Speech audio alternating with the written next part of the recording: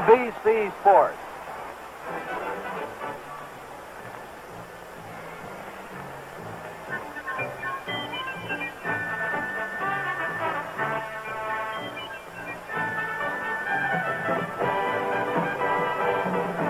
Brings you the first game of the 1968 World Series.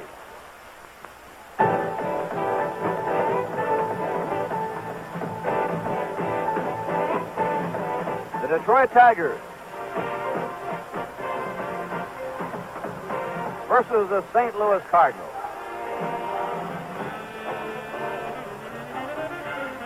Brought to you by Gillette, makers of new foamy lemon lime shave cream and the new Techmatic adjustable razor.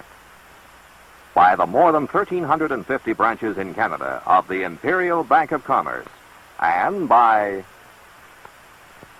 Chrysler Canada Limited and the Dodge, Plymouth, Roots, and Simca dealers who sell the quality engineered cars and trucks by Chrysler.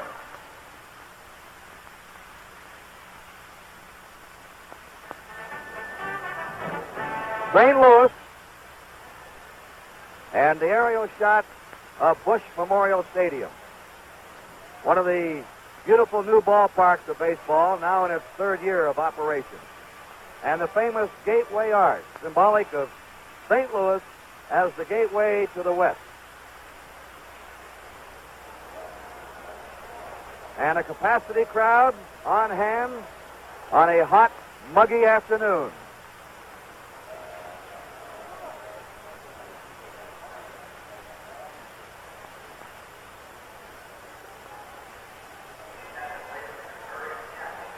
Hi, everybody. I'm Kurt Gowdy of NBC Sports. This is Harry Carey, the voice of the St. Louis Cardinals. Down on the field and in the stands, roaming around to report to you will be Tony Kubek, also of NBC.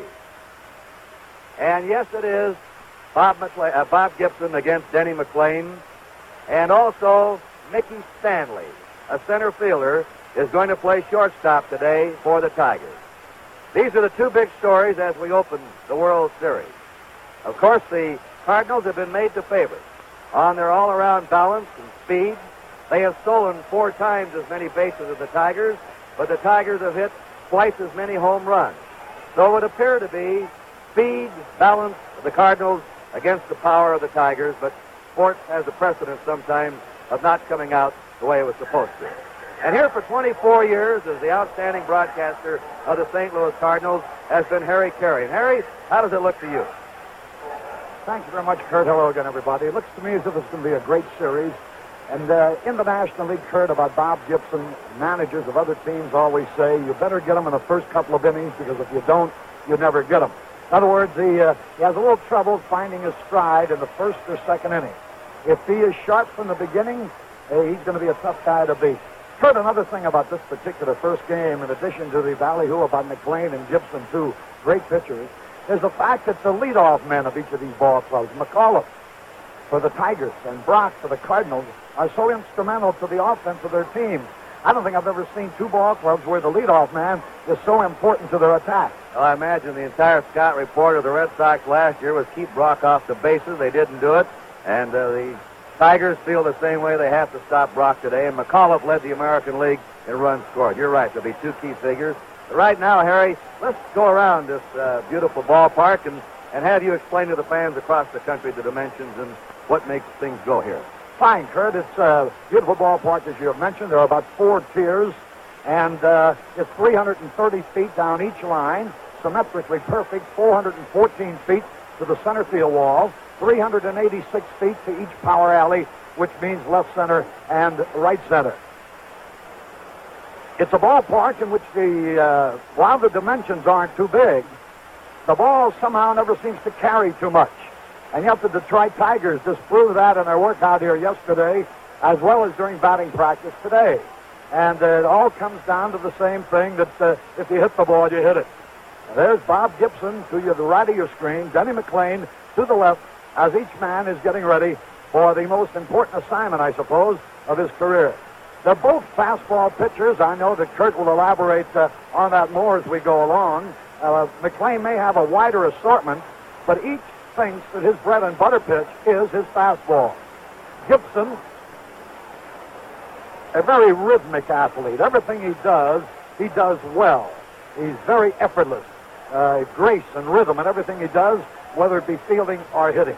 This crowd in great anticipation here this afternoon. As Kurt mentioned to you, a capacity. Standing room only was sold today. For game one, Now the lineup. Let's listen to them. 1968 World Series. First, Detroit Tigers.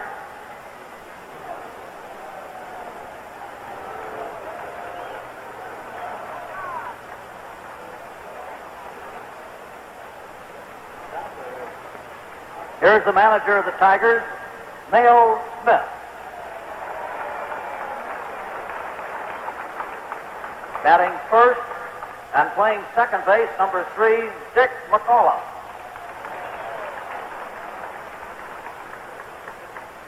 Batting second and playing shortstop, number 24, Mickey Stanley. Batting third and playing right field, number 6, Al Kaline. Batting fourth and playing first base, number 25, Norm Cash. Batting fifth and playing left field, number 23, Willie Horton. Batting sixth and playing center field, number 5, Jim Northrup. Batting seventh and catching, number 11, Bill Freehand. Batting eighth and playing third base, number 8, Don Wirt. Batting ninth and pitching, number 17, Denny McLean, who was warming up in the bullpen.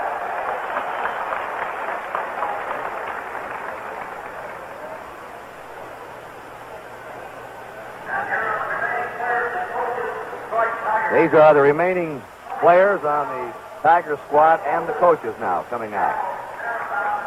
And if you're going to keep score here again, the batting order of the Tigers, McCullough's at second leading off, Stanley's at shortstop, Kaline will be hitting third in right field, Cash is the cleanup man at first, Willie Horton hitting fifth in left field, Northrup's in center field batting sixth, Freehand is catching hitting seventh, Wirt is at third base batting eighth, and McLean will be pitching and batting ninth for the Tigers.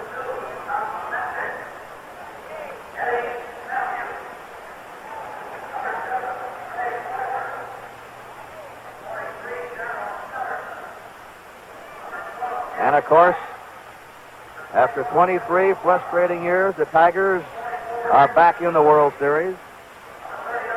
Their team this year won the most games of any Tiger team in history during a regular season.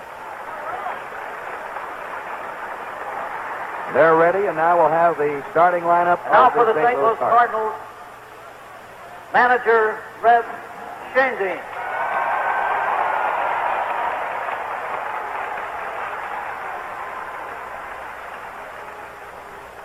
Batting first and playing left field, number 20, Lou Brock.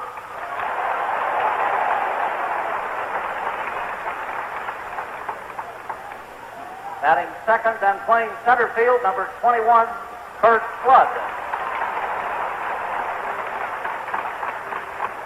Batting third and playing right field, number 9, Roger Maris.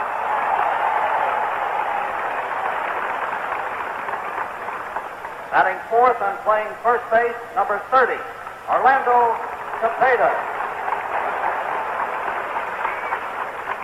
Batting fifth and catching, number 15, Tim McCorver. Batting sixth and playing third base, number 18, Mike Shannon. Batting seventh and playing second base, number 25, Julian Javier. Batting eighth and playing shortstop, number 27, Dal Maxville. Batting ninth and pitching, number 45, Bob Gibson.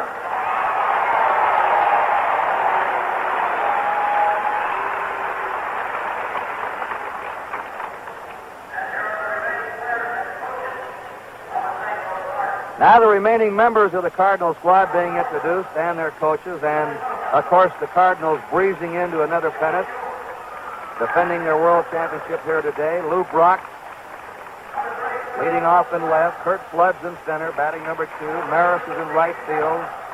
Cepeda's the cleanup man, playing first base. Carver catching, hitting 5th. Mike Shannon at third base, batting 6th. Javier is the second baseman, batting 7th. Max Bill at shortstop, batting 8th. And Gibson is pitching and batting 9th.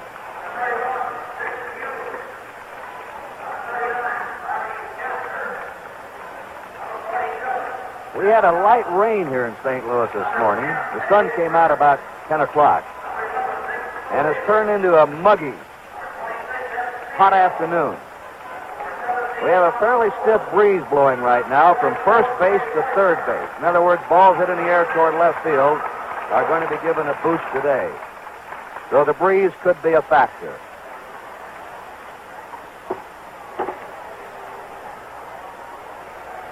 Ladies and gentlemen, please rise and join in the singing of our national anthem, which will be played by Dick Renna and his band, and will be sung by Gerald Hutton, who was a teacher in the St. Louis Public Schools.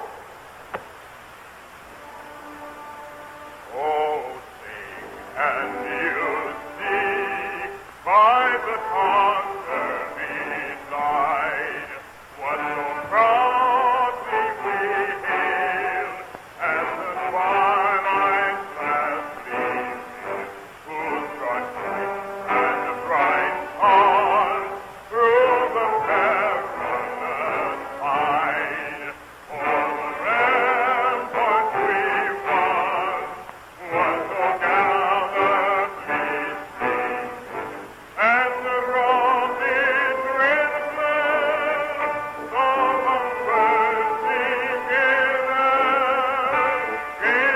proof through the night that our flag was still there. So sing us that star-spangled banner yet wave, for the land of the free and the home of the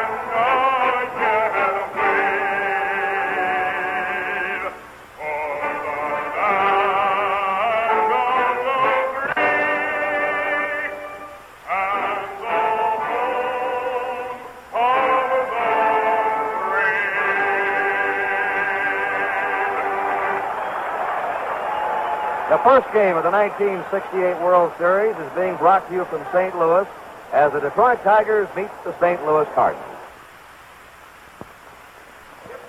Up periscope. Up periscope. Bearing 150. Ship ahoy. You've got Dodge Fever. Man that Monaco. Design 69. Take a long, slow look. Luxury line of comfort on a 122-inch wheelbase to give you a big car ride at a popular price. Under the hood, there's engine room for up to 440 cubic inches. New Superlight makes night driving super safe. Concealed windshield wipers keep the lines clean as a clipper ship. Inside, you're in command, in first-class comfort. Dodge is turning up the fever now. Get your cure for new Dodge Fever now. Dodge Fever at your Dodge dealer.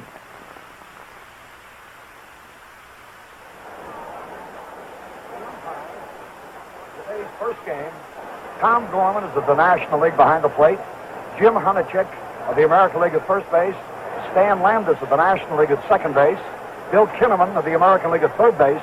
Doug Harvey of the National League down the left field line. And Bill Haller of the American League down the right field line. We pause briefly for station identification.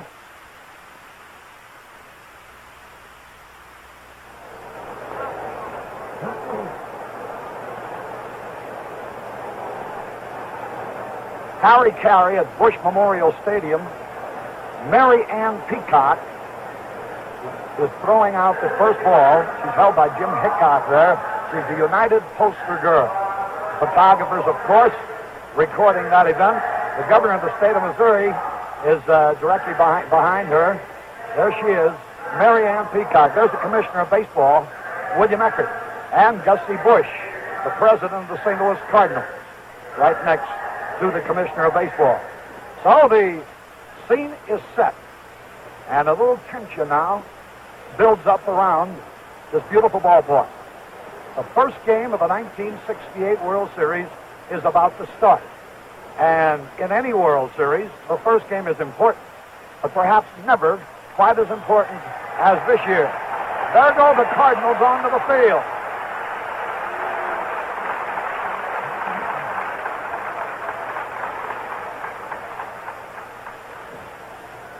And walking slowly to the mound, Bob Gibson, who set a new National League record for earned run average this year, 1.12. And now to bring you the play-by-play on this, the first game of the World Series, NBC's great voice of sports, Curt Gowdy. Thank you, Harry.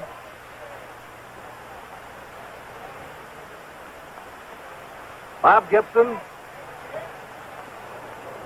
who, if he wins today, would become the first National League pitcher to ever win 6 World Series games. Jack Coombs won 5, Three-Finger Brown won 5, Christy Mathewson, a 5-game winner in the World Series. The Major League record for most series victories belongs to Whitey Ford, who won 10. Gibson has won 5 World Series games in a row, 2 in 64 and 3 last year. So he's shooting for several records today. And facing him from Avon, Connecticut, Dick McCullough, who led all the Major League second basemen in homers this year with 16. He has good power for an infielder. He's averaged 15 homers in his last 5 years. McCullough, Stanley, and Kaline. McCullough wound the season up hitting .249. They're playing him a couple of strides toward right. And the first pitch of the World Series is a ball.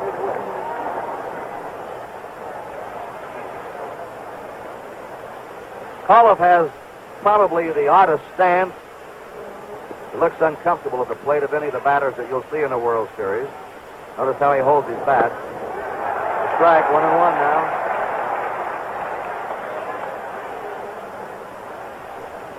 He's a slasher. Very aggressive at the plate. And he hits line drives to all fields.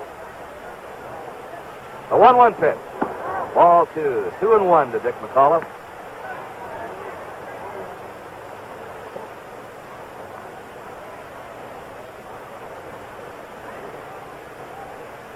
The 2-1 pitch. Pop foul over toward the seat and drifting out of play. That's the Tiger dugout, third base way, and the Cardinals are at first.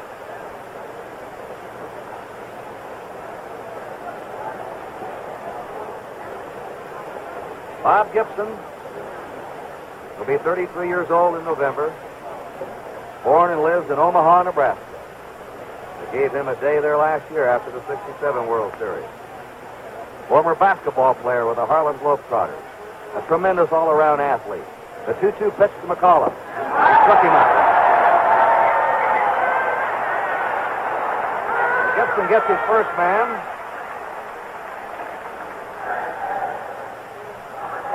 And aside from McLean and Gibson right now, here's the boy that's the talk of the series, Mickey Stanley. The best defensive center fielder in the American League, who is going to be a shortstop today. Harry, I think you could really call this the Gibson lineup for the Tigers. They're trying to get an extra bat in there against Gibson. He's hard to score on. They figure by moving Stanley to the infield, Kaline and right, they'll have a little bit better batting lineup. And it's really a Bob Gibson lineup. They try to get as much hitting as possible against him. That's the breaking pitch of Gibson. 1 ball, 1 strike. One of the really audacious moves of World Series history, and Mayo Smith deserves a lot of credit. It takes courage to make a move like that going into a World Series. And, of course, it's put a lot of pressure on this fella, Mickey Stanley. 2-1. Mickey Stanley was born in Grand Rapids. He lives in Birmingham, Michigan. He's a fellow that has improved himself year by year. At the plate, he's always been a good defensive player. Swinging at a bad pitch, 2-2. He's changed his stance several times. He'll hit behind the runners. He'll go to the opposite field.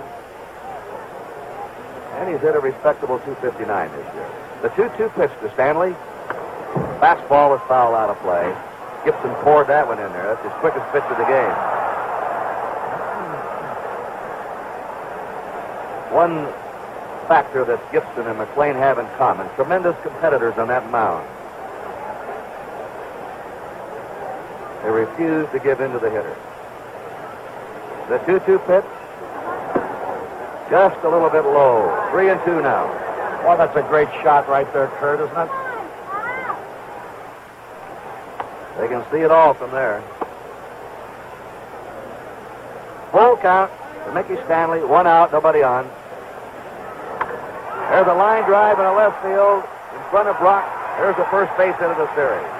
Stanley's on.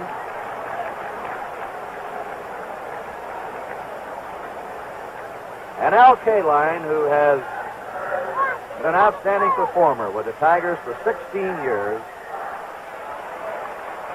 has always had the dream of playing in a World Series and realizes his goal right now as he steps in. Kaline injured several times this year, out a month with a fractured bone in his arm. There goes the runner. The throw down, and Stanley, Javier, takes the pass.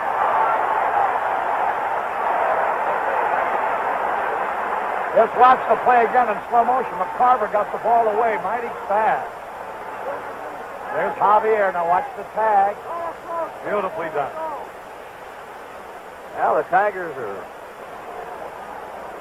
starting a center fielder, a shortstop. They run the first time they get a man on. 1-1. Kurt, at throws, they're not playing a scared hand. They're aggressive. Kaline still wound up as the leading hitter of the Tigers this year, batting .287. They're deep and a step or two toward left for him. And the 1-1 pitch. Foul back. 1 ball, 2 strikes to Kaline. 2 down, nobody on. First inning, no score.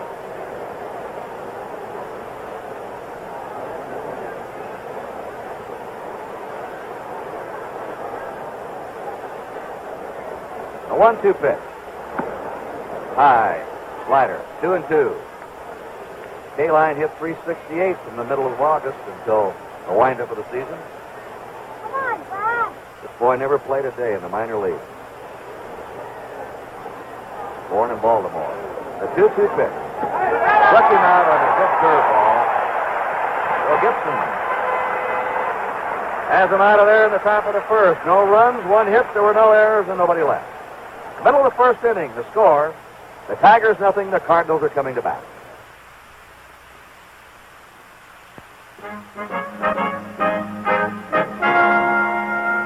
In this remote part of Canada, people depend on the river. And by river, regularly as clockwork, Canadian Imperial Bank of Commerce brings banking service to them.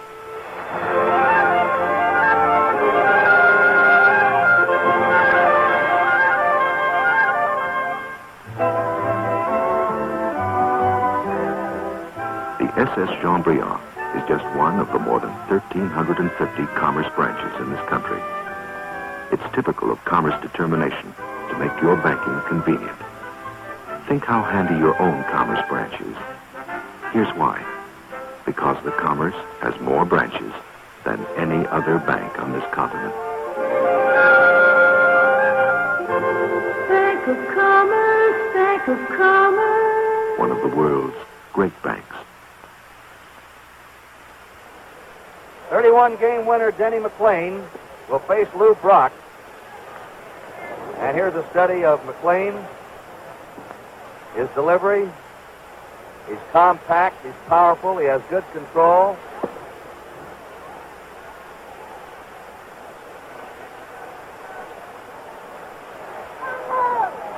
And here's another look at him. Now, Lou Brock getting a hand. Don Wirtz in on him at third. Shortstop and second baseman have to come in a couple of steps. What a World Series this fella had last year. He opened the series at Fenway Park first batter up in the series, had a base hit and then stole second on the first pitch to the next batter. And that set the pattern for Brock and the Cardinals. He broke the all-time World Series record for stolen bases. Wound up hitting over 400 in the series. He likes to go after the first pitch, Kurt. Let's see what he does here with McLean. Ball one. McLean, fastball pitcher, came up with a slider this year. Uses the changeup. Has that cap always pulled down low over his eyes. 1-1 to Lou Brock.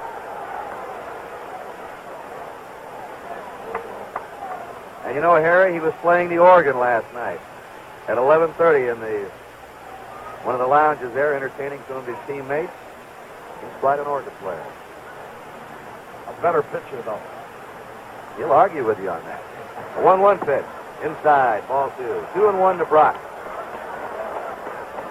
Brock finished strong this year. He had nagging injuries early in the season. He wound up hitting .279. Led his league with 62 stolen bases. Led the league in triples. Ground ball to short. Mickey Stanley with his first chance.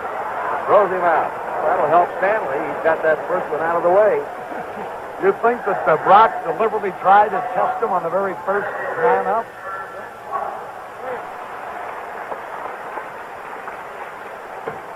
Kurt Flood.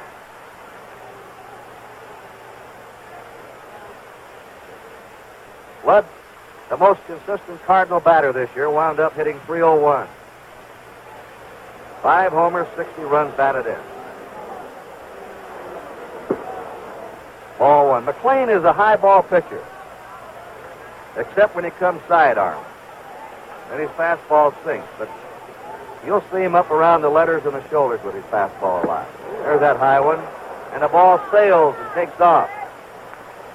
1 ball, 1 strike.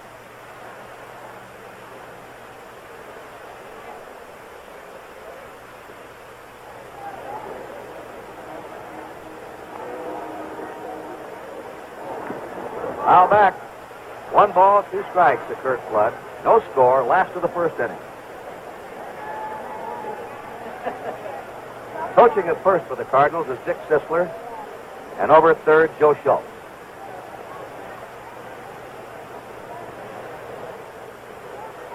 Flood is being played straight away. He hits to all fields. Now, you notice he dropped down a little bit with his delivery that time. That's what he's been doing this year to right-handers. Ball 2, strike 2 to Kurt Flood.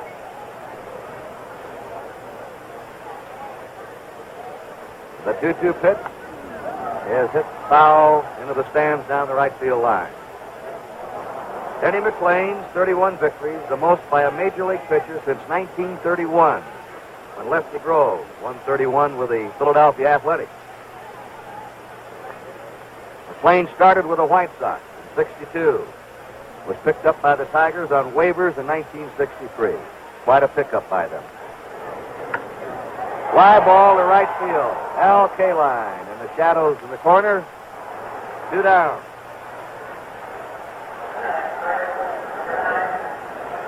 And playing his last World Series, he finished his last regular season. He's retiring after this series. Roger Maris getting a big hand from the crowd.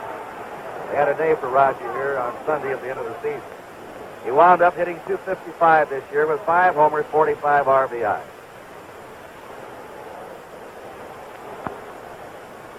Two down, nobody on, no score. It's the breaking pitch to right field. Kaline waiting for it. That's it. McLean breezes through the first inning, puts them down 1-2-3. And at the end of the first inning, the score, the Tigers nothing and the Cardinals nothing.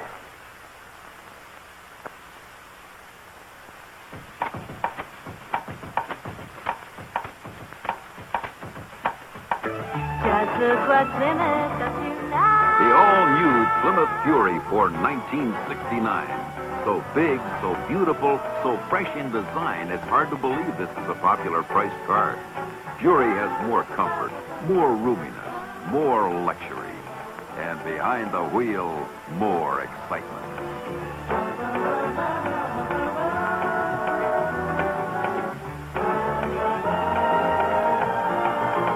Just look what's in it tonight. Plymouth Valiant, built to Chrysler standards of 6-passenger roominess and comfort. The Honest Compact. Fury, Valiant, Barracuda, and Belvedere at your Plymouth dealers. This game is authorized under television rights granted by Major League Baseball solely for the entertainment of our audience. Any publication, reproduction, or other use of the pictures, descriptions, and accounts of this game without the express written consent of Major League Baseball is prohibited. Norman Cash, Willie Horton, Jim Northrup up for the Tigers in the second. Her ball is over for a strike. Cash is the only Tiger starter with previous World Series experience. He was up 4 times in the series. And Belvedere at your Plymouth dealers. This game is authorized under television rights granted by Major League Baseball solely for the entertainment of our audience. Any publication, reproduction, or other use of the pictures, descriptions, and accounts of this game without the express written consent of Major League Baseball is prohibited. Norman Cash, Willie Horton, Jim Northrup up for the Tigers in the second. Her ball is over for a strike. Cash is the only Tiger starter with previous World Series experience. He was up 4 times as a pinch hitter with the White Sox in 1959. Low to him a ball. And this fellow had a great last half of the season. He wound up hitting .263, 25 homers, 63 RBI. Most of his hitting was done in the second half. Foul back.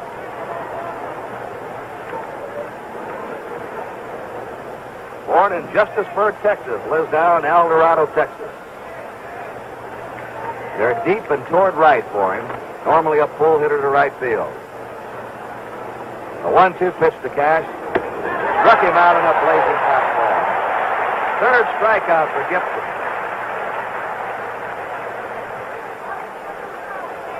Gibson has had an outstanding strikeout record in the World Series. Coming into this game, he had struck out 57 men in 54 innings. That's the strikeout an inning, Harry.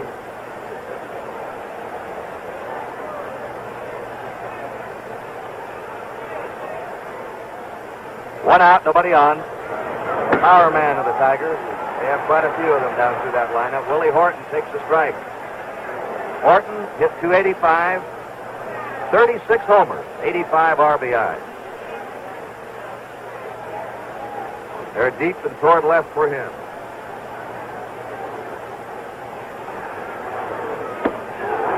Going around on a fastball, strike 2. Horton finished second. And the message from Commissioner Ecker, hoping that you enjoy the game. And we do too, and the entire series. One out, nobody on, no score, top of the second.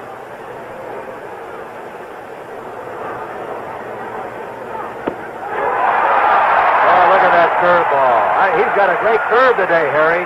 Yes, he has, and it's pretty hard to distinguish between his curveball and his slider, Kurt. That one exploded. A year ago against the Red Sox in the first game of the series, Gibson had struck out 4. Watch this ball break.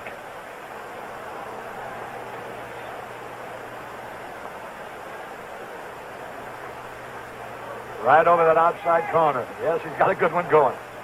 He has now struck out 4 of the first 5 batters he's faced. Jim Northrup's up. Northrup takes the fastball. Strike 1 on him. Northrup, born in Breckenridge, Michigan, lives in Detroit. Northrup hitting .264 for the year, 21 homers, 90 RBIs. He has some big hits. Strike 2. Bob Gibson had an almost incredible record this year.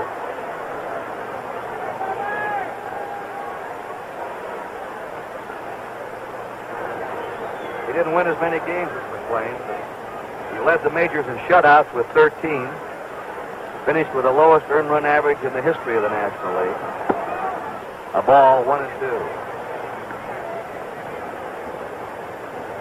Wally Moses is coaching at first for the Tigers, and Tony Cuccinell is at third. Tigers have 2 down, nobody on. And he struck out the side, and Gibson has now struck out 5 of the first 6 men he's faced. At the end of an inning and a half, it's the Tigers nothing and the Cardinals nothing. wherever you are, whatever you're doing, feel confident. Stay dry with new Right Guard Antiperspirant, a completely new product from Right Guard. Right Guard Antiperspirant is a new defense against perspiration. It contains a tested agent that checks perspiration wetness. Feel confident. Stay dry. Get new Right Guard Antiperspirant in the silver can.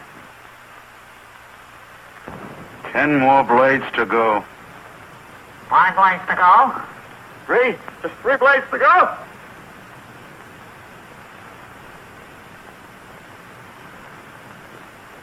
That's it. I used up all the old blades.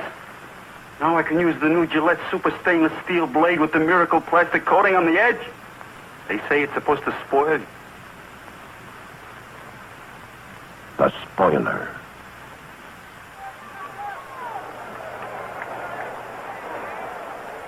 Cepeda, McCarver, and Shannon will be up for the Cardinals in the last half of the second. That's the commissioner's box. There's Commissioner Eckert. On his right is Lynn Townsend, the chairman of the board of Chrysler, and Virgil Boyd, the president of Chrysler Corporation.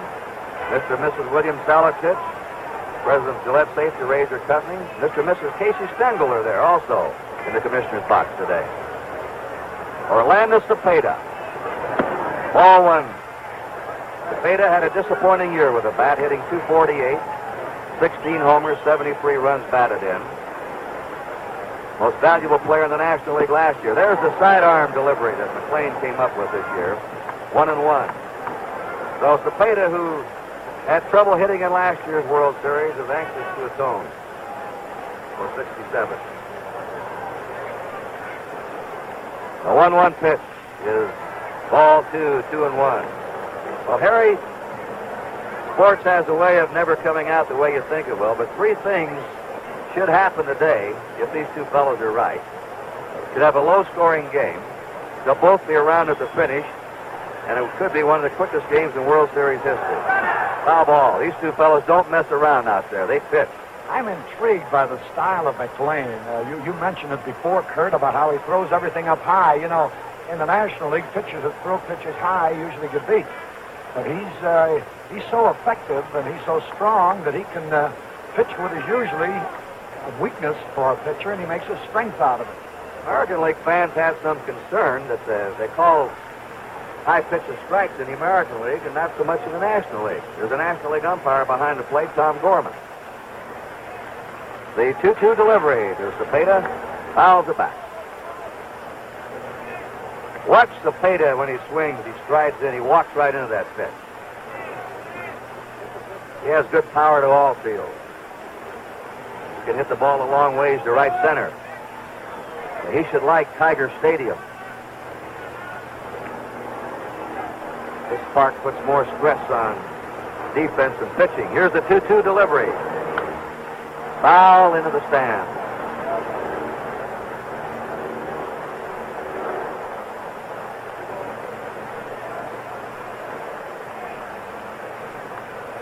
You talked, Harry, about McLean being strong. He led the American League in complete games, and he led the majors in innings pitched this year. He's been a real workhorse. The 2-2 pitch, foul back. He works with 3 days rest. Gibson works with 4 days rest. Of course, Gibson now is 8 years older. But McLean likes only 3 days rest all year. Could you say that Gibson is a young 32 and McLean, in pitching savvy, knowledge, and ability, is an old 24? I think that would be an apt description. Nobody on, nobody out. The 2-2 pitch. He went after a wide breaking pitch, popped it up in the shallow center. There was Northrup in under it for the out. Cepeda was reaching for that one. A good change of pace that time. He really had him fooled, Kurt. He was way out in front, as the fans could tell if they were watching. Now Tim McCarver, batting .253 for the year, 5 homers, 48 RBI. McCarver fell off along with Cepeda in batting.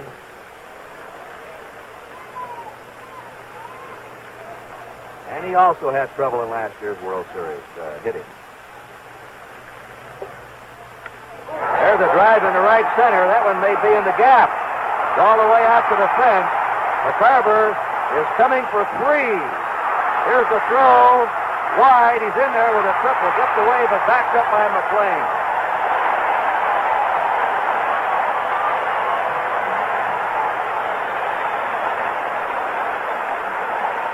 McCarver triples to right center. Well, he's on third now with one out. And the Cardinals have the first scoring opportunity. Mike Shannon, a clutch hitter this year for the Cardinals. He had 266, knocked in 79 runs with 15 homers. He's the only St. Louis-born player here on the Cardinal roster. The Tigers are bringing the infield in. The outfield's deep. Step or two toward left.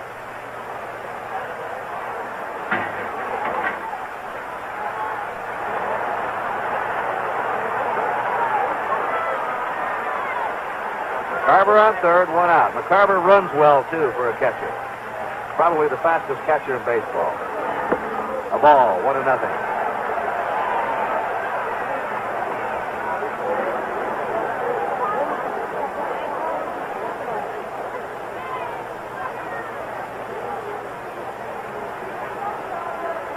One nothing pitch. Lays off of it. That was a tough pitch to lay off, too. 2-0.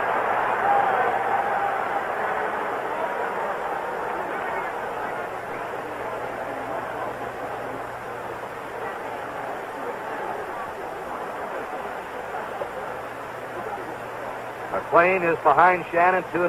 McCarver at third, one out. No score, last of the second. Hit sharply foul down the third baseline.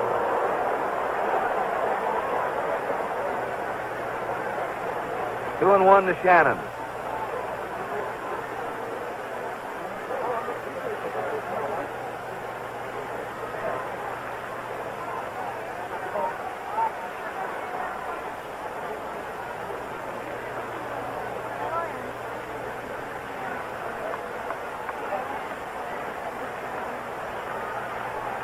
McLean ready now for the 2-1 pitch. Foul back. 2-2.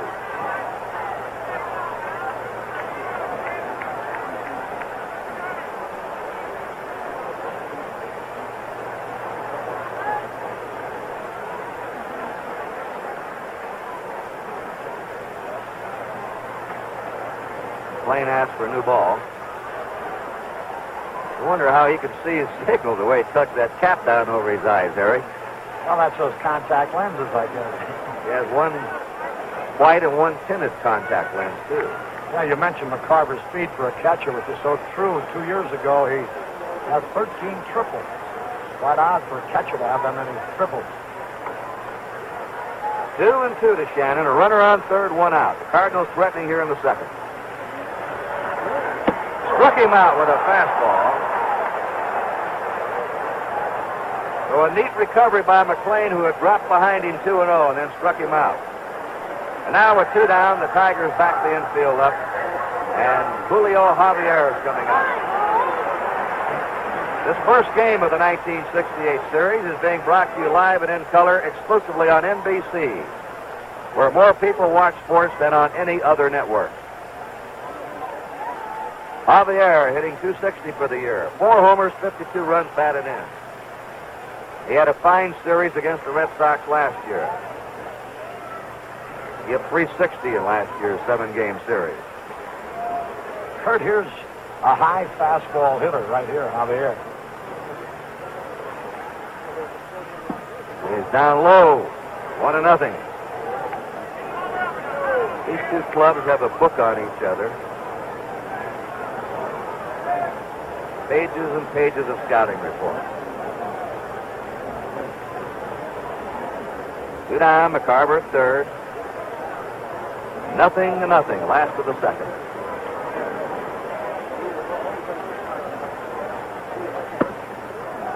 A little bit high. From McLean got behind Shannon 2-0. Now he's behind Javier 2-0. You see that pitcher getting behind batters early. You wonder if he's going to have his great day. Here's the 2-0 pitch. Right back in with a fastball for a strike. 2-1.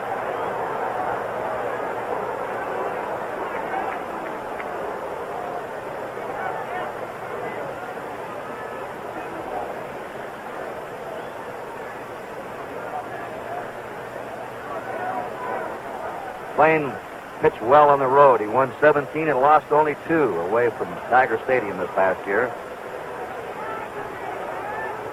The 2-1 pitch. Right and on top of him, 3-1 now. Gibson had a 3-2 count on Stanley in the first inning. McLean now is 3-1 to Javier. Tim McCarver at third, 2 down.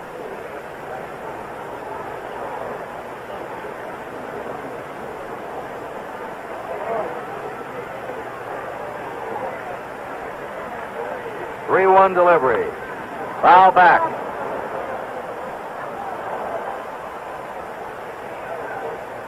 Three and 2. If you've joined us late, 1 hit for each club. Stanley singled in the first for the Tigers, and McCarver has tripled here in the last of the second for the Cardinals.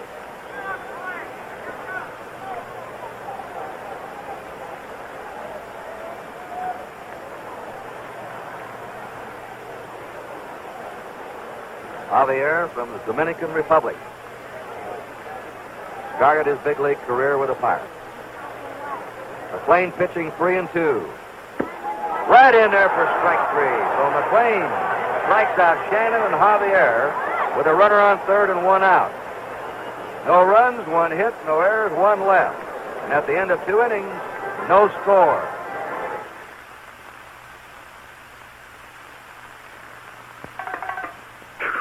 Oh, I'm so nervous. What if I got Dodge fever? Right in the middle of cutting this $2 million diamond. Some things just can't wait, like the Dodge Dart Swinger 340. Young, new compact with a wild new personality. The size, style, and look say it all. Please, I don't want to make a boo-boo. With bumblebee stripes, dual exhaust, 4 on the floor, and a new high-performance hood. What gives the Swinger its swing? 340 cubes of V8. Easy. Oh, no. Oh, boy, am I going to get yelled at. Dodge Dart Swinger 340 for 1969. Dodge Fever. More distracting than ever. Dodge is turning up the fever now. Let's go down now in the stands to Tony Kubek. Thank you, Kurt. I'm sitting with the Commissioner of Baseball, General Eckert. General Eckert, looks like a fine World Series, a fine pitching duel. Another great World Series, 2 great teams, great pitching contests, and I want to thank all of these hundreds of millions of fans that have supported our great game for all these years, and particularly since I've been Commissioner. Commissioner, thank you so much. Now let's get back to live action. Bill Freehan took the first pitch for a ball. Leading off here in the third. Going after one of Gibson's breaking pitches for a strike, 1-1. Freehan hitting .263. At 25 homers, 84 runs batted in. Fastball for a strike. Gibson has struck out 5 of the first 6 men. And Harry, this game is proceeding as billed. Just according to script. A tremendous pitching duel. The 1-2 pitch. Ball 2. He didn't commit himself. Checked his swing. 2-2. I thought it was significant that McLean got his first strikeouts when there was a runner at third and only 1 out. 2-2 to Bill Freehan, a former Michigan football star. Fouls it back.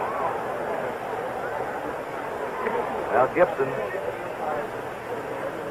Maybe 32. I can't see where he's lost anything off that fastball, Harry. He's quick. He'll be around a long time, barring an injury. A 2-2 pitch to Freehan. 3-2. Gibson a little unhappy with that pitch. Got away from him. I think Moore a little unhappy with himself, as you said, that the pitch got away from him. He was sort of off balance when he threw the pitch. So this is his second 3-2 count in the game. And here it is to Freehan, and it fouls it back. You see these batters fouling pitches off, swinging late, hitting fouls in the seats to the opposite field. You know both these men have stuff. They just can't get around on them. Nobody on, nobody out. The 3-2 pitch to Freehan. High foul, drifting back again.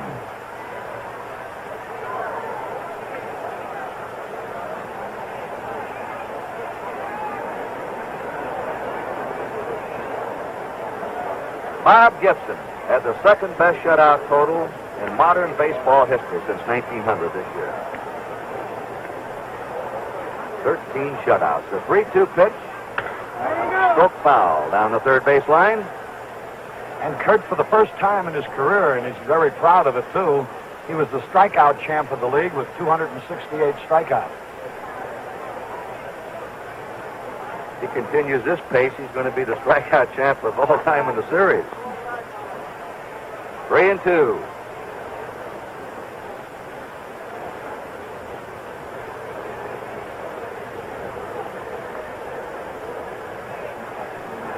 Three-two pitch. Strike three. Freehan may not have committed himself, but I believe that pitch was on the outside corner anyway. Gibson's sharp curve. He has now struck out 6 of the first 7. The all-time record for most strikeouts in a World Series game, 15, held by Sandy Koufax for the Dodgers in 1963. Gibson has 6, and we're only in the third inning.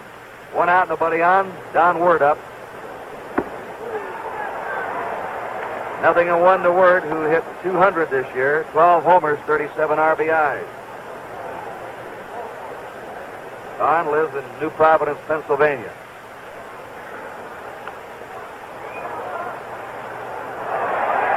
That's strike 2. Right now, Bob Gibson is challenging an all-time World Series record. He has struck out 5 in a row, and the all-time record is 6. If he gets word on a strikeout, he'll tie the all-time World Series record. Oh, didn't miss by much. 1 ball, 2 strikes to Word. We have 1 out, nobody on, no score in the third. Word singles in the center field. That's the second hit for the Tigers, and brings up Denny McLean, who's a good bunter, by the way. He led the American League in sacrifice bunts. He had 16 of them during the year.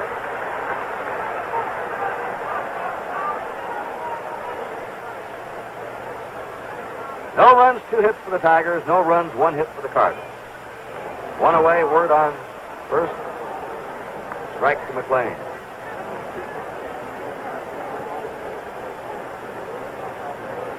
Dick McAuliffe on deck at the top of the Tiger batting order. And McLean trying to bunt again, fouls it back. Now it's 0-2.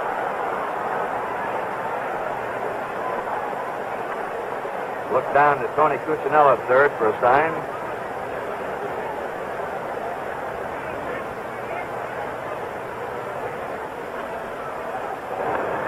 He's out. Strikeout for the pitcher and a put out for the catcher. Trying to bunt on the third strike. Fouls it back. 7 strikeouts for Bob Gibson. Top of the order, Dick McAuliffe, who struck out in the first inning. Kurt, the most strikeouts in one game this year for Gibson was 15, and strangely enough, he lost that game.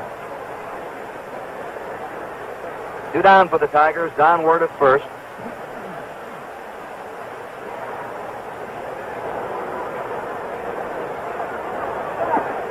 Curve is over for a strike. Gibson's always been a pressure pitcher, doing his best jobs when it means the most. Today he looks more determined than ever, Harry. I'll make a comment on that in a moment. The ground ball hit down to Cepeda. Steps on the bag for the out, and that's it for the Tigers in the third. No runs, one hit, there were no errors, and one left. At the end of 2.5 innings, it's the Tigers nothing and the Cardinals nothing.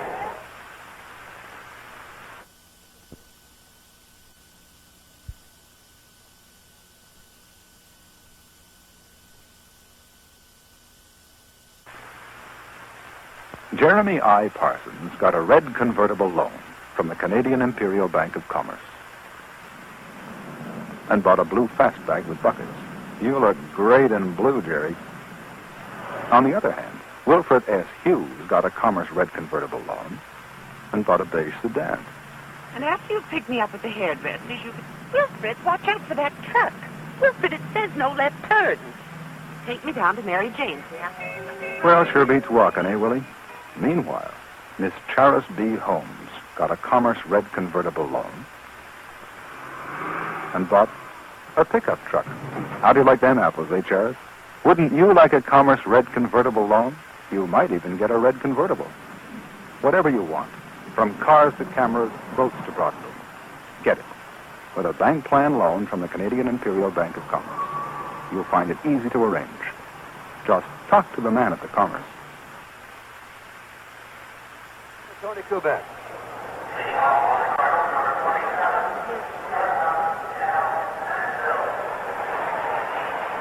Lou, got one of the top sportsmen in the country, Mr. Frank Sinatra. Frank, who are you picking in the series? I like the Cardinals in about 5 games, Tony. I think, first of all, I think Gibson is pitching so great today. I think he's marvelous. I don't mean this as a pun, but he's really humming. Better than you. Oh, yeah. Frank, thank you so much. Let's go back upstairs now to Kurt and Harry. Dal Maxville leading off in the last of the third for the Cardinals. A ball to him. Maxville had the best average of his career this year, hitting .252. 1 homer, 24 runs batted in for him. Born in Granite City, Illinois, lives now in St. Louis. McLean is behind 2-0.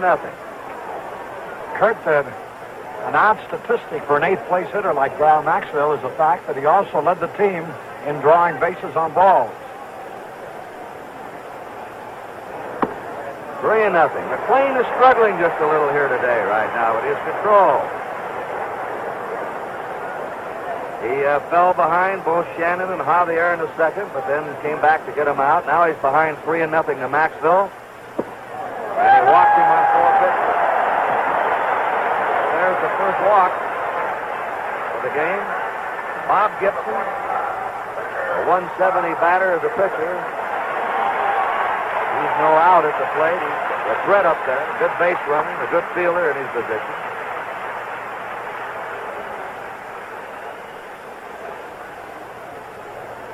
I don't know whether some of these fans are standing up to give Gibson a standing ovation or whether they're just getting up to get a look at Frank Sinatra. But at any rate, a lot of them came to their feet. Maxville on first. Nobody out, no score, last of the third. Lou Brock will be on deck. The strike to Gibson.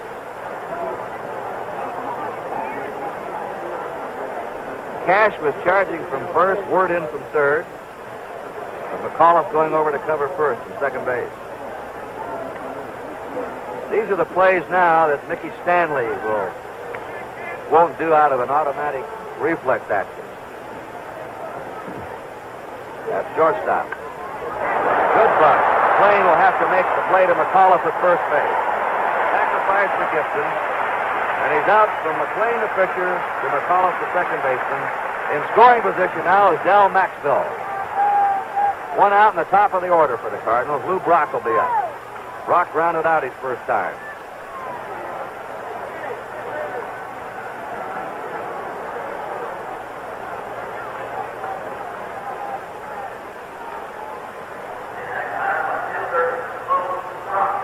Brock, born in El Dorado, Arkansas, lives now in Olivet, Missouri.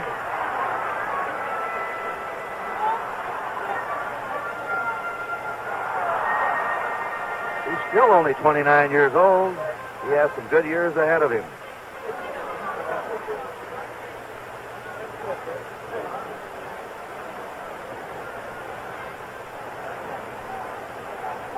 Nothing and nothing, but once again, the Cardinals are threatening.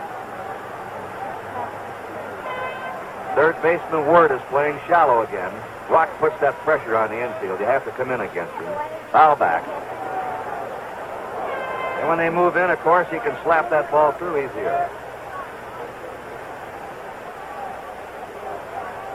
Kurt, I believe about 75% of Brock's hits are towards left field. He sure likes to hit to the opposite field. Willie Horton is shading that left field line. No balls and one strike to Brock. Maxville's at second, one out. Just a little bit inside to him. 1-1. Remember, there's a fairly stiff breeze blowing from first toward third today. The temperature's in the 80s, and it's a muggy afternoon here. Bouncer to the mound. They may have a run-up down here. He's out. Coming over to cover is Mickey Stanley. McLean for Stanley for the out on Maxwell. Wants the play again. McLean makes the play perfectly. First running towards the man, and then flipping quickly to Stanley. No doubt about his being out, was there? McLean knew what he was doing. As soon as that ball started back to him, Harry. Listen to the crowd. You know what they expect. All right, now this is a story now. Can McLean hold Brock? How about Freehan's arm against...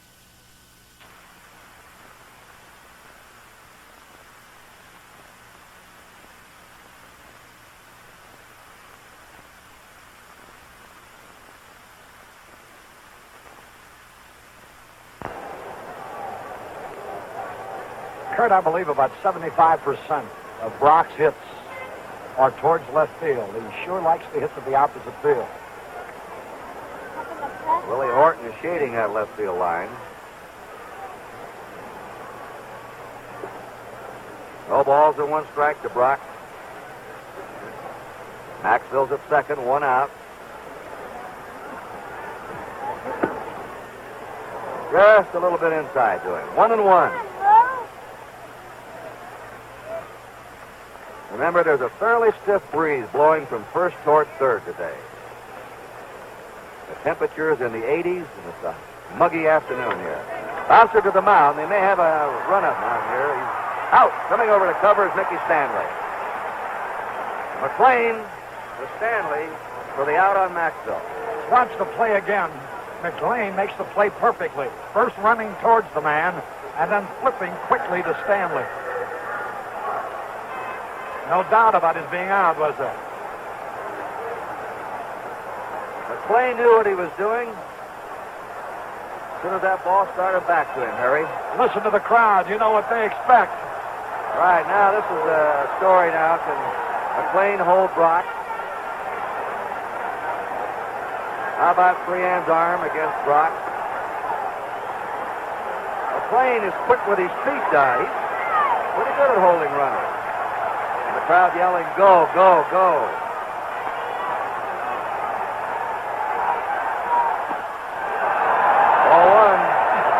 I thought he'd go on the first pitch, Kurt. He usually does, but he wants to make sure that he can read McLean. He stole 25 bases his last 28 games of the season. Two down, Brock at first. There he goes. The throw. He's in there easily. He'll be up and on his way to third.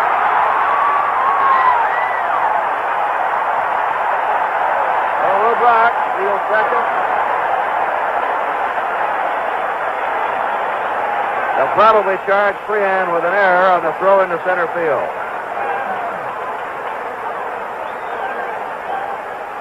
The pressure that he puts on the pitcher and the whole defense was obvious right there. Not only that, but he gives his hitter a better opportunity, a man like Flood, because pitchers usually will pitch out, Therefore, they fall behind Flood, and he can deliver base hits on fat pitches. I think there's something wrong with Brock, Harry. They're calling the trainer of the Cardinals out. Looks like his shoulder or his right arm. It could have been worse, his legs, because he's the franchise with those speedy feet of his. Last year's World Series, he stole 7 bases in 7 attempts to set an all-time World Series record.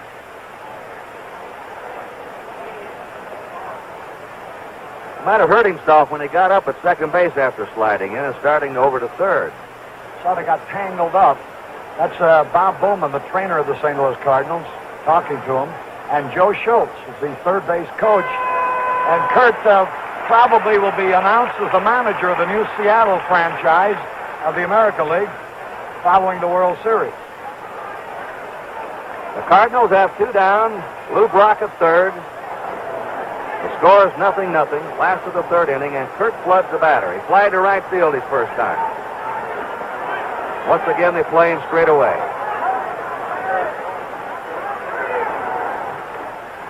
Tries to bunt. He'll do that. He'll disguise that bunt till the last second, drop that bat. He's an excellent bunter down the third baseline. Fouls it off.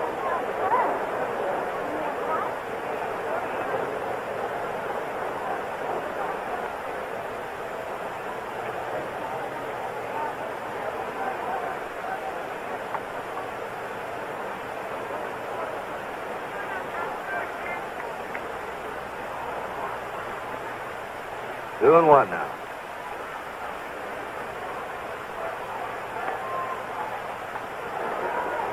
Two down.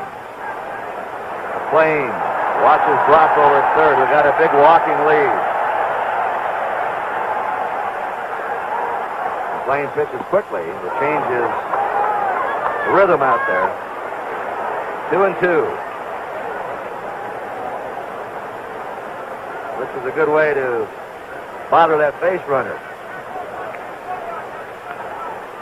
Changing your delivery, the rhythm of it. Here's the 2-2 pitch. 3-2. McLean has thrown quite a few pitches here in his first 3 innings. Probably more than normal for him. And remember, it's a hot, muggy day. 2 down, Brock at third. The 3-2 pitch to Kurt Flood. Goes after a high fastball and pops it up. Don Wirth gives way to Mickey Stanley and back of the mound for the out. And once again, McLean pitches out of trouble with a man in scoring position. No runs, no hits. There was 1 error, 1 left at the end of 3. No score.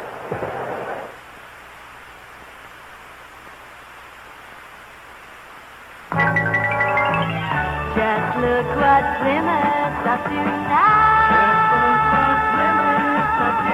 Meet the beautiful 1969 GTX, one of the exciting Plymouth Belvedere line that includes Roadrunner and Sports Satellite. GTX is all sport, all luxury and comfort. From any angle, GTX is a great-looking performance car at a down-to-earth price.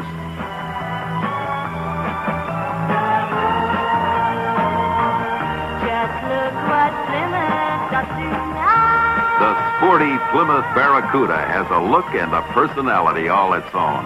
A personality you can mold to match your own with a list of options as long as your arm. Fury, Valiant, Barracuda, and Belvedere at your Plymouth dealers. Once again, Tony Kubek. Thank you, Kurt. I'm with Warren Giles, president of the National League. Warren, looks like another fine series. Yes, it does, Tony. Really, really is. Great pitching duel out there. Mr. Giles, thank you so much. Let's get back to Bob Gibson, the Cardinals. Great series. Live action. Thank you, sir. Right. Mickey Stanley singled his first time up, leads off with the Tigers. Gibson breaks his curve over for a strike. Bob Gibson has struck out 7 men in the first 3 innings, allowed 2 singles, no walks. Strike 2. 0-2. Al Kaline will follow, and then Norm Cash.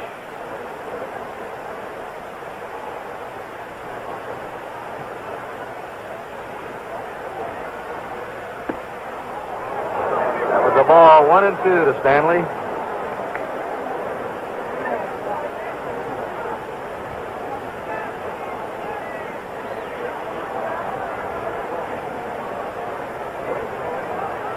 One-two pitch. Is hit to right field. Maris over toward the line. Right in the corner for it. There's one away. Stanley flies to Roger Maris. Just to have an idea, Kurt, where is that ball at Tiger Stadium?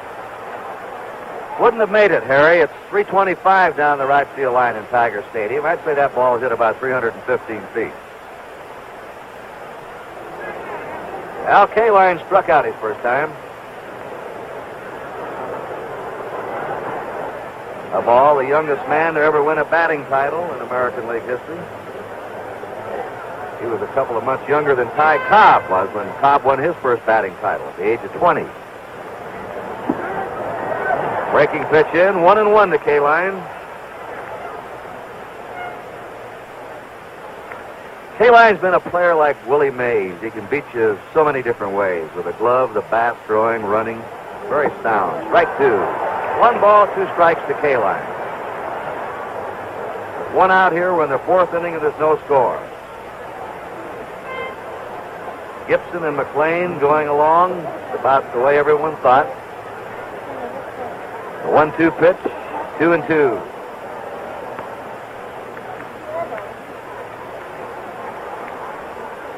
Kaline has been the Golden Glove winner in each of the last 7 seasons as top outfielder in the game, one of the tops. Here's the 2-2 pitch to him. Foul right back. And that hit one of our monitors. If I'd have had my net, we'd have had a baseball up here. Yeah.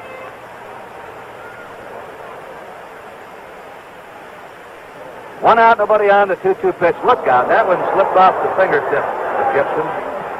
3-2.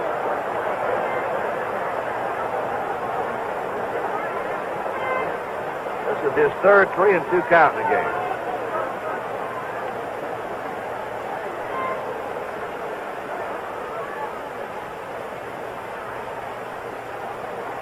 You can tell how hot it is down on that field, Kurt.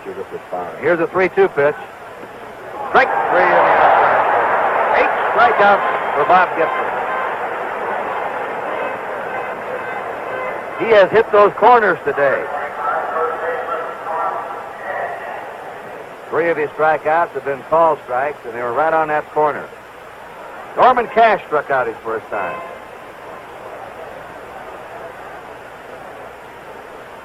Gibson has had 2 strikes in every batter except McAuliffe in the 3rd.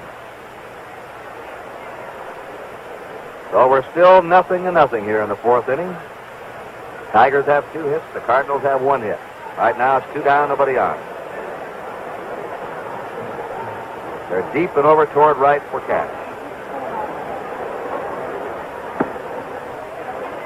All 1 to him.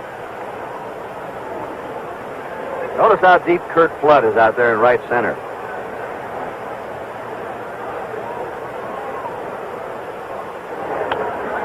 Fly ball out to Flood, has to come on, waiting, that's it. And the Tigers are down 1-2-3 in the 4th. At the end of 3.5, it is still the Tigers nothing and the Cardinals nothing. If you've been looking for a lime shaving cream that's not too sweet, Gillette Foamy has what you've been looking for. Because Gillette Foamy has this. The lemon lime. It's part lemon, part lime. The essence of the lemon keeps the tang in the lime. And that keeps this shaving cream from smelling too sweet. Gillette Foamy with lemon lime. Wait till your face gets a taste of it.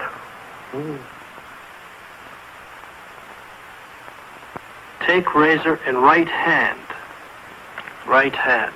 Now press button A. You'd think to change your old Techmatic razor into our new adjustable Techmatic might be a big deal. But all you do is take out your old cartridge and put in our new one. It not only has all the advantages of the old Techmatic, but it now adjusts for a closer shave. You also get one other little satisfaction. You did it all yourself. You know, NBC is truly the World Series network. Not only will we continue to bring the World Series, but January 12th and 69, NBC will bring you the World Series of Pro Football, the Super Bowl, and in March, the NCAA Basketball Championship, the World Series of College Basketball. And, of course, again next year, the World Series of Baseball, all on NBC. Roger Maris takes ball one. They've already announced the paid attendance, 54,692. McLean is behind him 2-0.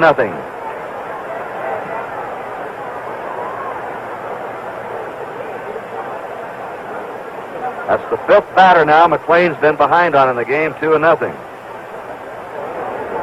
3-0.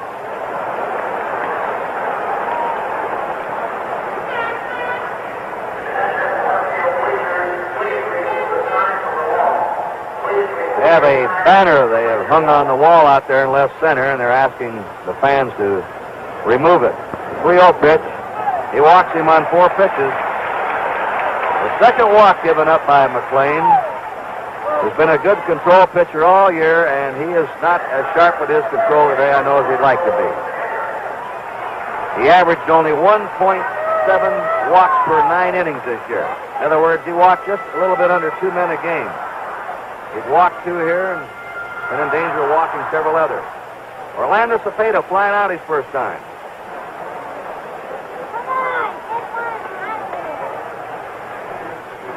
Harris at first, nobody out. 5 balls in a row now delivered by McLean.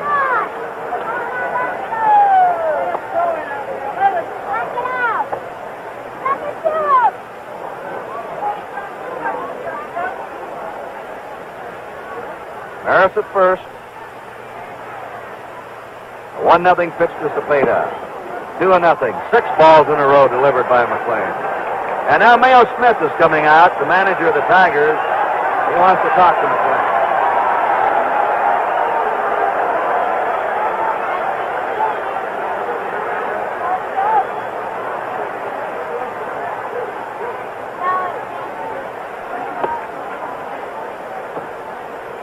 This is the first World Series as a player, a coach, or a manager for Mayo Smith.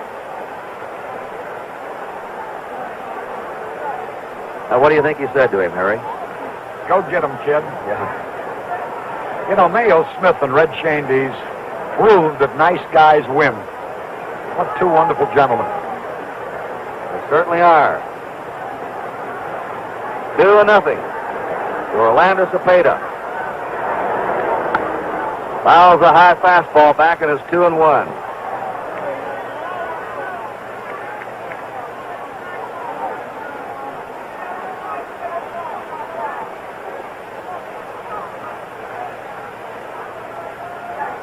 The outfield deep and straight away for Cepeda. Left-handed batter McCarver's on deck. Here's the 2-1 pitch. He's 3-1 now.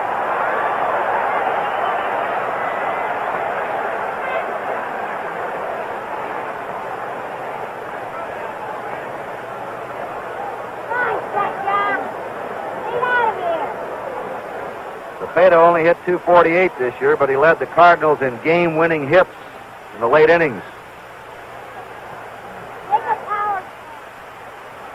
3-1 to Cepeda. Maris at first. Now the count's 3-2.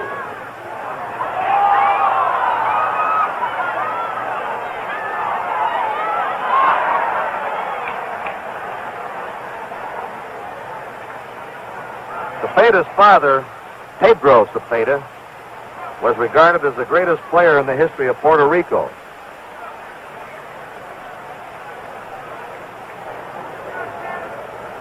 Orlando spends his off-season in his native country. 0-0. Last of the 4th. Roger Maris is at first. Nobody out. 3-2 count to Orlando Cepeda, who pops it up. Waiting for it is Norm Cash, the Tiger first baseman in foul territory, reaching home as if Maris were going to be off the bag. 1 out. But once and again, McLean shows you what a competitor he is. Getting behind a batter and then recovering. He's had to do that now 4 or 5 times. It's been a tougher struggle for him today than Bob Gibson so far. Tim McCarver tripled to right center his first time. And he was left on third in the second inning when McLean struck out Shannon and Javier.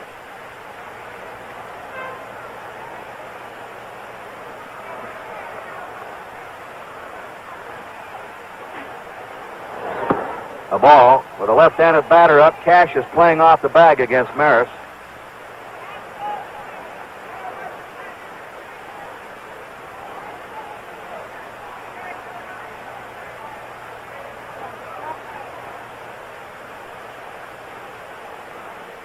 One ball, no strikes. 2-0 again. 3 batters this inning behind each of them, 2-0. This usually gets the pitcher in trouble sometimes. Can't just keep getting behind him. You can't help but think along that line.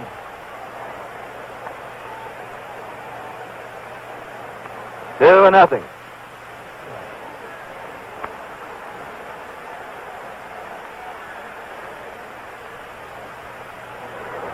Three and 0.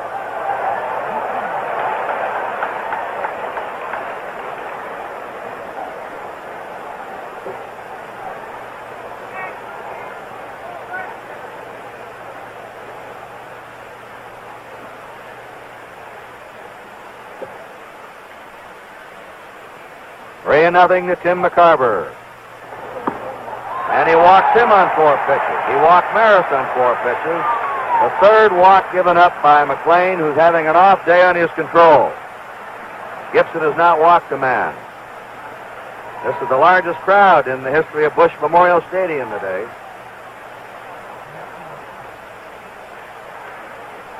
It'll be something in Tiger Town, too, Harry, when we get up there. They've had the grand ticket hunt on in recent days. Kurt, I guess this will be the first World Series between 2 clubs, each of which drew more than 2 million at home. Mike Shannon struck out his first time. The Cardinals have runners on first and second, 1 out. They have threatened in each of the last 3 innings. The strike. There's still no score.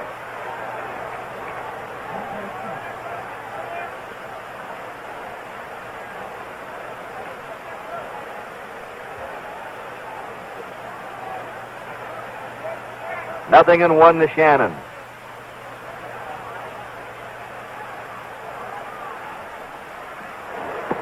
Uh-oh, look out. Down he goes. 1-1 to him. The Cardinals are going to represent Major League Baseball on the annual tour of Japan this year. Shannon told me before the game he's going bear hunting over there with a crossbow.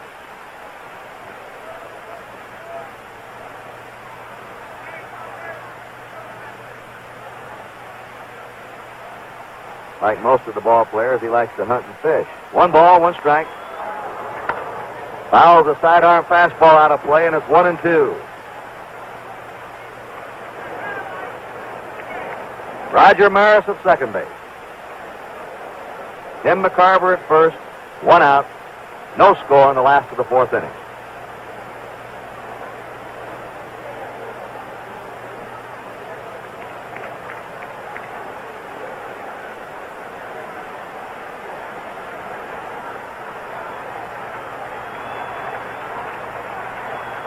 A 1-2 pitch to Mike Shannon.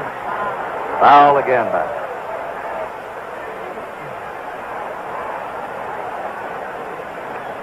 Both Gibson and McLean, why they're such outstanding pitchers, their fastballs really move. They not only just throw hard, but their fastballs are coming in and sailing and swerving and moving. That's why you've seen so many foul balls back in the seats. 1 ball, 2 strikes. Changed up, 2-2.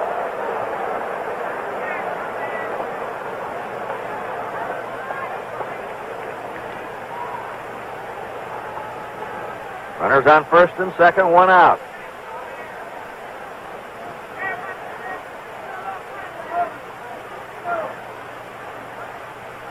2 pitch coming up to Mike Shannon. There's a base hit to left field. Harris is rounding third. Willie Horton fumbles the ball. Coming over to third is McCarver. And into second goes Shannon. And the Cardinals take the lead.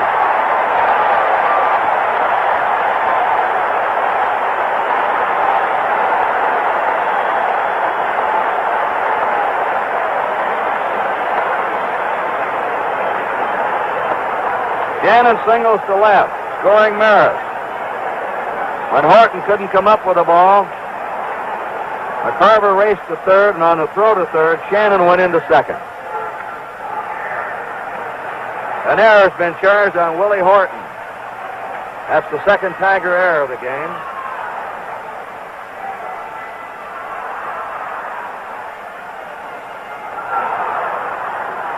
Runners on second and third, 1 out, and the Cardinals ahead 1-0. Javier struck out his first time. And he hits it in the right field. This will score maybe 2. Kaline fires to the plate, not in time, and the Cardinals lead 3-0 on Javier's single to right.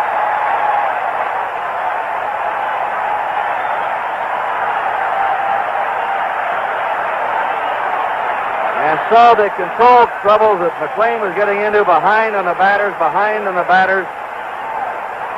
Cardinals finally caught up with him here in the fourth and have scored 3 runs. How many times, Kurt, have you heard Pee Wee Reese or Sandy Koufax talk about how expensive bases on balls are?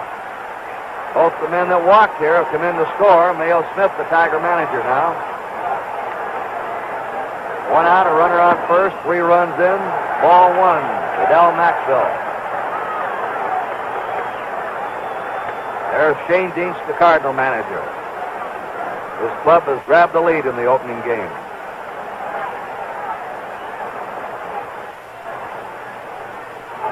The 1-0 pitch, runner going. Throw down, not in time. A stolen base for Javier.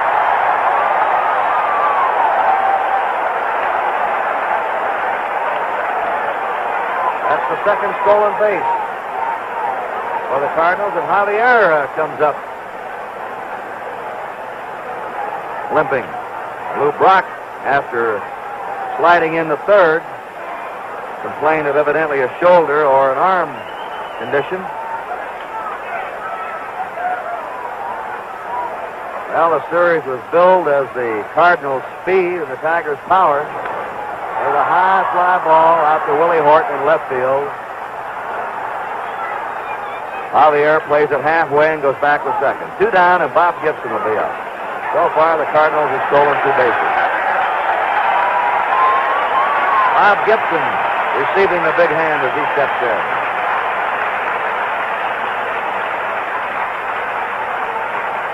Gibson has struck out 8 men in his first 4 innings. Gibson had a sacrifice bunt his first time up. Javier at second, 2 down. A ball to Bob Gibson.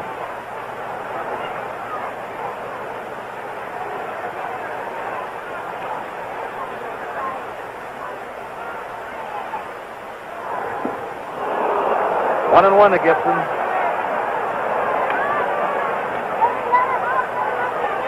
Three runs in for the Cardinals, last of the fourth. They're leading 3-0.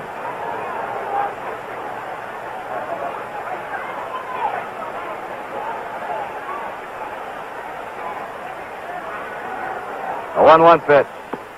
Ball to 2-1.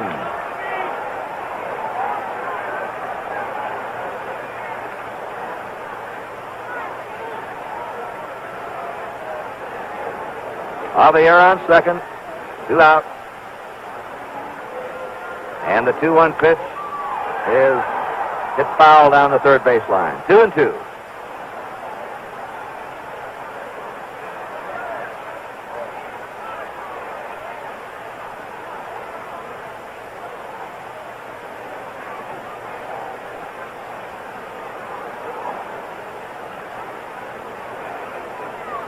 The real oddity, Harry, to me, is this is the exact batting order that the Cardinals had for the opening game of the World Series last year. Most clubs changed somewhat, They make trades, retire, rookies come in, but the Cardinals have the same batting order they opened in Boston in the series last year.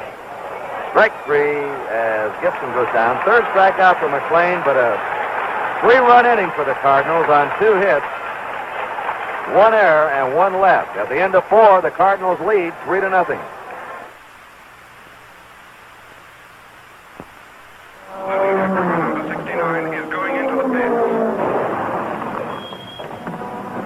Check the box. Let's get Dodge Charger. Hey, where you going? Sorry, fellas. He's already a winner. He's got Dodge fever. Dodge Charger, Formula 69. That's the name of the performance game. 5 big V8s to choose from, all the way up to the 426 Hemi on the Charger RT. Charger, the clean machine, with formula looks from its hideaway headlights to this rear view you give other drivers as you leave them longing. Inside, you know you've got yourself a thoroughbred that's hot to turn you on. Get Charger while the fever's hot. Dodge is sailing up the fever now. Get your cure for a new Dodge fever now. Dodge fever at your Dodge dealer. The World Series is one of the most glamorous sports spectacles in the world. But you know, every one of the 1,620 games during the season leading up to the series were just as fiercely fought. And we hope you enjoy them all the way if you watched your local Major League club play around the country, or if you watched the Game of the Week on NBC television. Major League Baseball.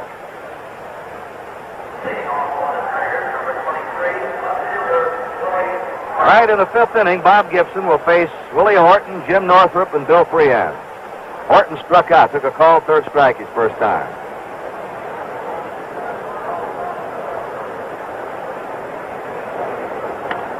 It's a high pop-up, backpedaling for it is Javier, the second baseman.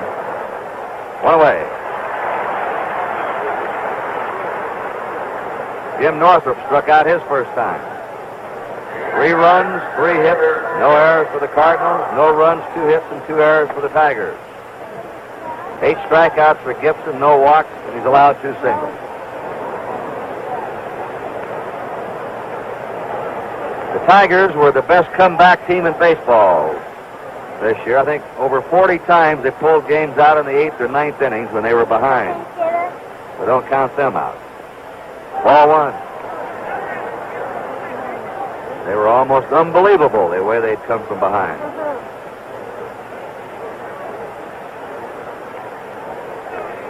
One ball, no strikes. Fouls it off and hits umpire Tom Gorman. That hurt. Incidentally, you're seeing a National League umpire behind the plate today. He wears his chest protector inside his coat. Tomorrow, an American League umpire will be working. He'll have the chest protector outside the coat. And the National League umpire works to the side of the catcher on balls and strikes, while the American League umpire is right behind the catcher.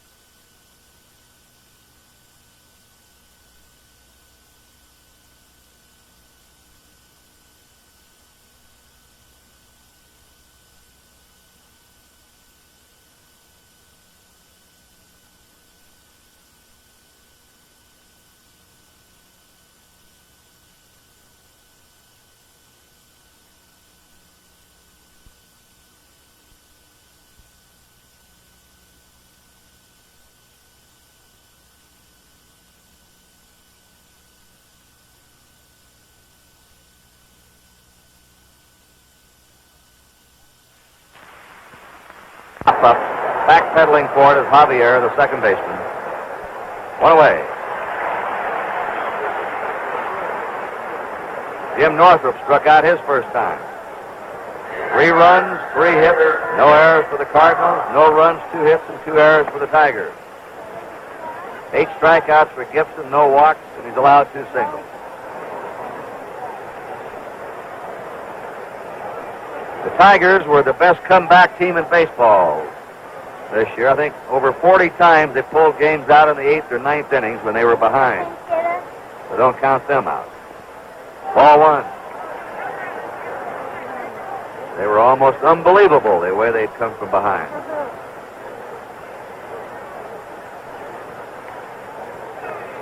One ball, no strikes. Fouls it off and hits umpire Tom Gorman. That hurt. Incidentally, you're seeing a National League umpire behind the plate today. He wears his chest protector inside his coat. Tomorrow, an American League umpire will be working. He'll have the chest protector outside the coat. And the National League umpire works to the side of the catcher on balls and strikes, while the American League umpire is right behind the catcher.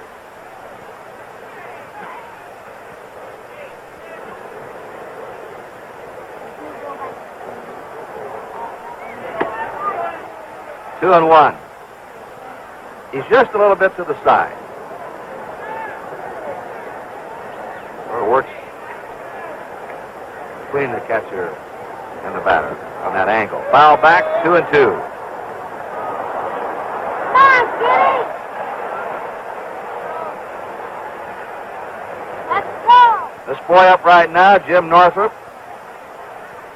was 3rd in the American League and runs batted in.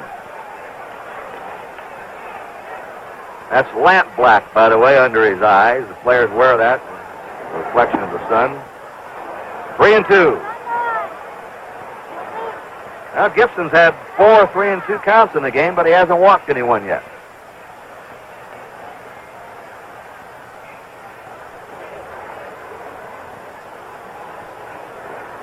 Three-two pitch.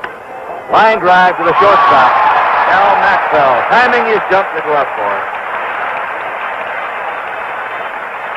2 down. Let's watch that play again, Kurt. Maxwell will time it perfectly.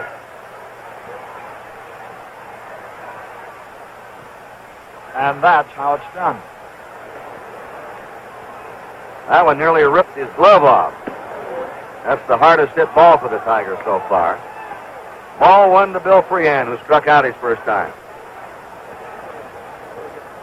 There are 2 down, nobody on. The Cardinals leading 3-0. Curve is low, 2-0. Gibson's been using a fastball, a slider, and a curve.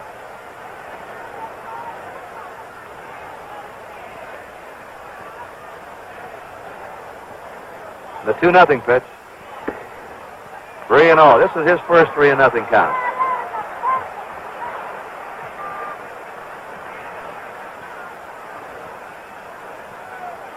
Nelson Bryles against Mickey Lolich tomorrow, a right-hander and a left-hander. There's the first walk given up by Gibson. Freehan's on first. Hitting number 8 in the Tiger order, Don Wirtz coming up. He singled to center his first time.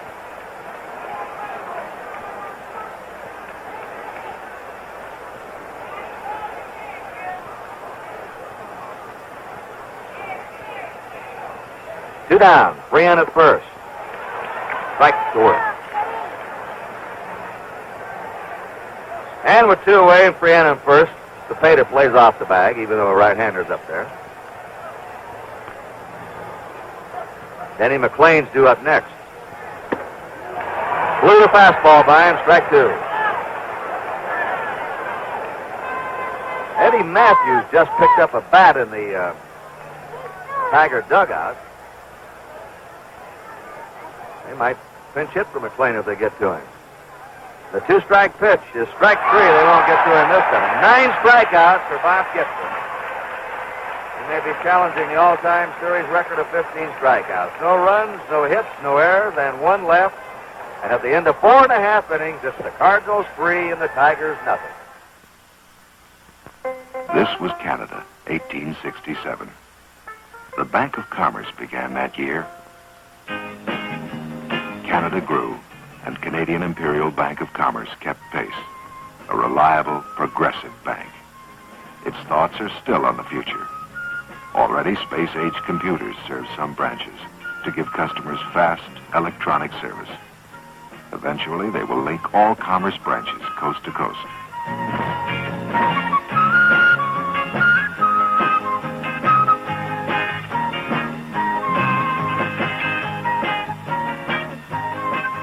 Also for the near future, commerce cash dispensers. Conveniently located so that you can get instant cash day or night. Bank of Commerce, Bank of Commerce, Bank of Commerce, Bank of Commerce. One of the world's great banks. Get down to our roving shortstop, Tony Kubek. Thank you, Kurt. Down here we've got Stan Musial. Stan, you put this Cardinal ball club together, helped you. They look good. You must be proud of them. We certainly are, Tony. And of course, we have a great all-around club. Just a great club. Sure do. I haven't seen Gibson blow too many three-run leads. You think he'll hold them? He's tough. He's a great competitor and a good pitcher. Stan Musial, thank you so much. Let's go back upstairs. Now for the last half of the game, to call the play-by-play, the voice of the Cardinals, Harry Carey. Thank you very much, Kurt. Rock fouls off the first pitch. It's 3-0 St. Louis. Gibson has fanned 9 men in 5 innings. That's what he had at the end of the first 5 last year in the opener at Boston. Had a cut. Rock, who hit .279 during the course of the season. Had 6 homers. Loves to hit the ball to the opposite field. One of the most exciting ball players in the game.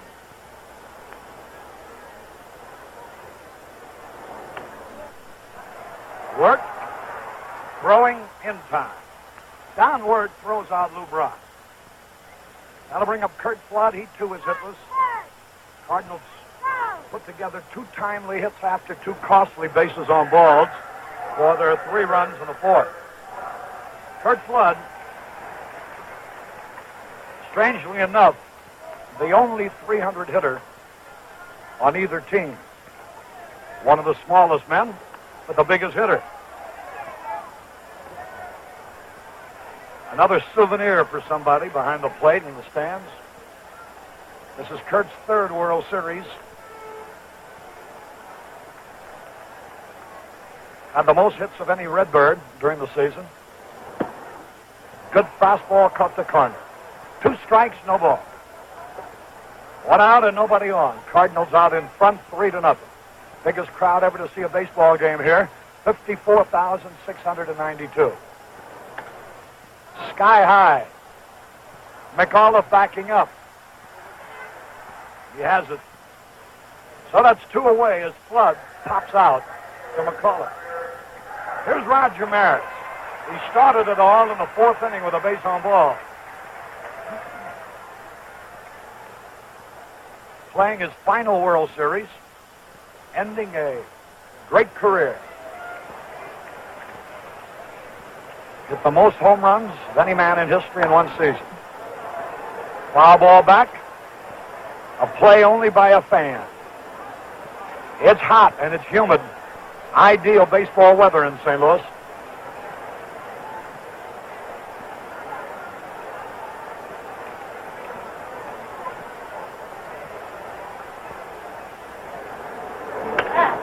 Right at the first. Oh, right through it. The ball didn't come up. And Maris is safe. Let's see how they ruled it. The ball was sharply hit. Cash was expecting it to take a bounce about belt high. Instead, it hugged the ground right through his legs, and it'll be an error. That's the 3rd Tiger error.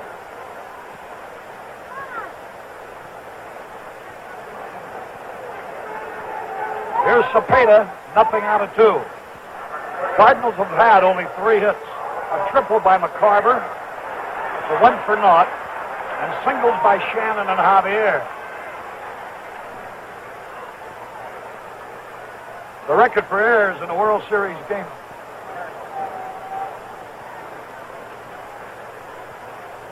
Cepeda waiting. High pop foul out of play. Orlando was trying to hit to the opposite field. Tigers have had 3 errors. The totals read no runs, 2 hits, 3 errors. The Cardinals, 3 runs, 3 hits, no errors. Now, Harry, you were talking about the Cardinals getting only 2 hits in that 4th inning, but the way they ran the bases, you can see how their speed has helped them. They're great on that 1st to 3rd, Kurt. Cepeda, high. 1 ball, 1 strike. Orlando in his 3rd World Series. With the Giants in 62, he hit 158. With the Cardinals last year, 103. He's anxious to have a good one. His teammates think he will, starting at Detroit. Fouled out of play, strike 2. The fact that the Detroit ball club, they think, is made to order for him. In that he hits the ball towards right field, right center, and left center.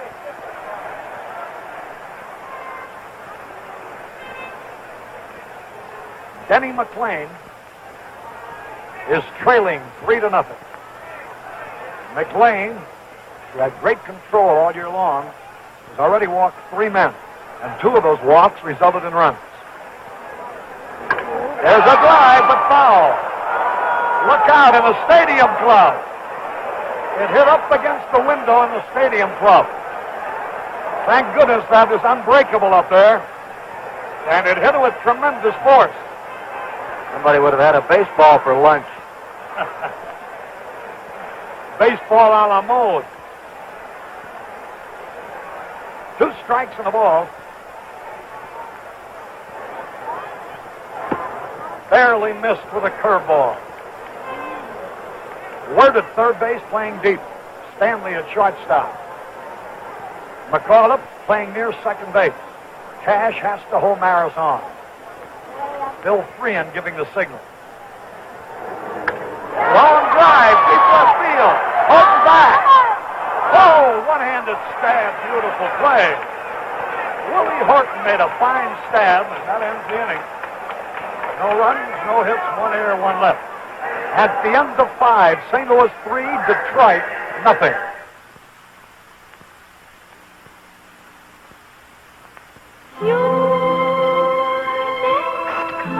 Announcing your next car, the great new Chrysler.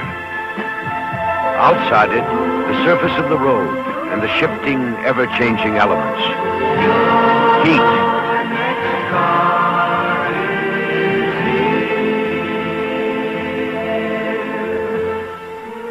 The wind. Water and noise. The uncontrolled elements. Inside your next car, a controlled environment. A quiet cockpit where miniature memory systems monitor and complement your every driving habit. Your next car is The controlled environment is here. In your next car, the great new Chrysler. We pause now for station identification. This is the CBC Television Network.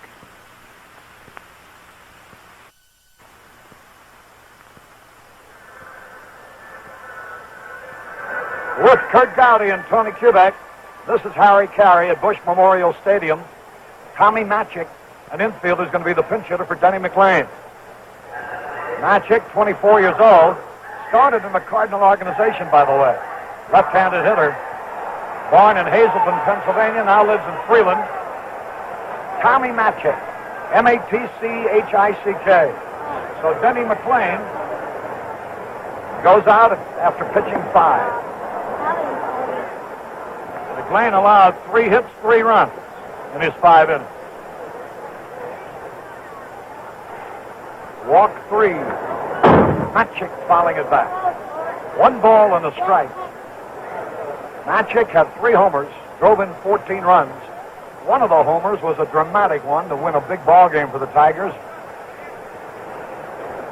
When their race with Baltimore was close. Soon after that, they fatten up the gap. A little low with the fastball. 2 balls and a strike.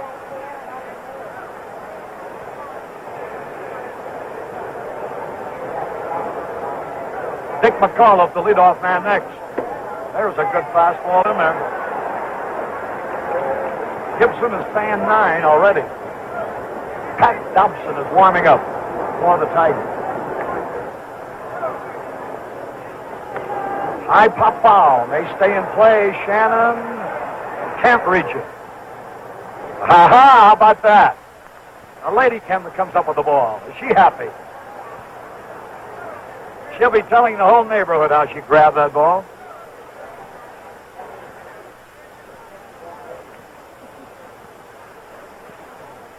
Tom Matchick on a 2-2 situation.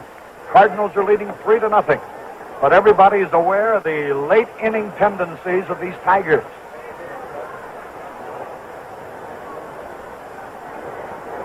Foul back. Matchick had a good cut.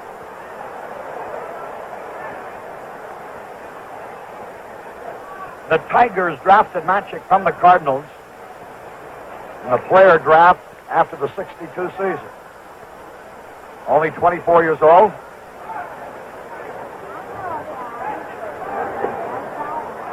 Barely missed, and McCarver thought it caught the corner.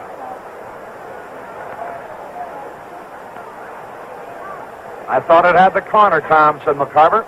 And Tom says, well, I say it didn't. A little tap. Gibson's going to cover first. From Cepeda to Gibson. 1 away. That Gibson really moves off that mound, Harry.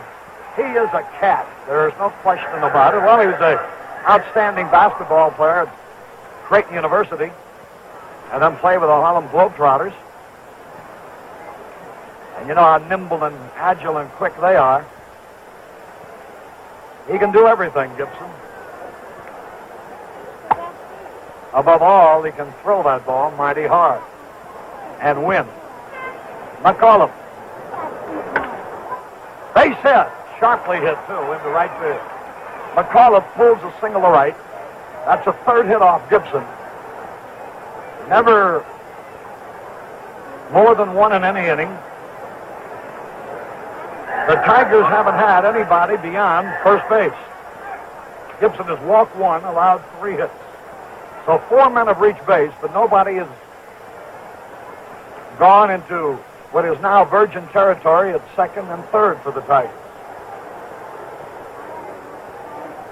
This is Mickey Stanley. Singled and flied out. Good fastball at the knees.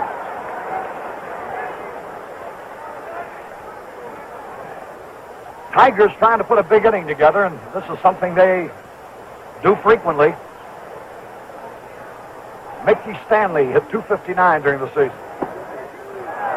Slider caught the corner. He stopped his swing, but it was in there. Tiger game this year has been the home run ball. When they don't get the home runs in a game, they've had their problems. Gibson gave up only 11 home runs all year. He's not a fella known to give up homers. Stanley swings and strikes out.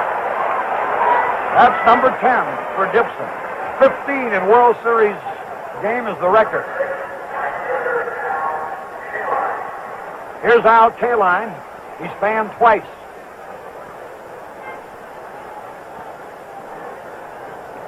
The move of Stanley to shortstop hasn't hurt the Tiger defense at all so far today. Base hit, maybe extra bases. A runner on second on his way to third. Kaline going into second base with a double. And the Tigers have something going. Runners at second and third. And further justification of manager Mayo Smith's daring move. So far, Stanley hasn't hurt them defensively at short, and Kaline, by being in the lineup, has given them their first scoring opportunity with a double that puts runners at second and third. But there are 2 out, and Norm Cash, McCarver, and Gibson. Both of them are real good needlers of each other, Kurt. And they prod each other into better performances. Gibson's actually the needler of the ball club, isn't he, in the clubhouse? Yes, he's the champ. Norm Cash struck out and flied out. He had a good cut, but he didn't connect. So the Tigers now have had men to second and third. And now they have a chance to bring them across the plate. But there are 2 out. Little low. That was a good moving fastball. Gibson throws 2 kinds of fastballs. One that kind of jumps a little bit, and another one that sinks. There's a breaking ball, and it is a dandy. He really snapped one off that time. It's hot and muggy down on that field. Cash in the hole.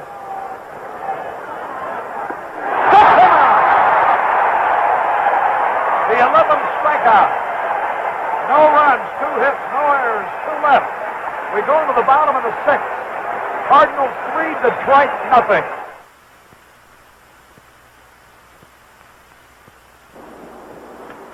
Wherever you are, whatever you're doing, feel confident. Stay dry with new Right Guard Antiperspirant, a completely new product from Right Guard. Right Guard Antiperspirant is a new defense against perspiration. It contains a tested agent that checks perspiration wetness. Feel confident. Stay dry. Get new Right Guard Antiperspirant in the silver can. Give me a dozen lemon limes. What? Lemon limes. Look, I can give you lemons or limes, but there's no such thing as a lemon lime. No? Well, what do you call this?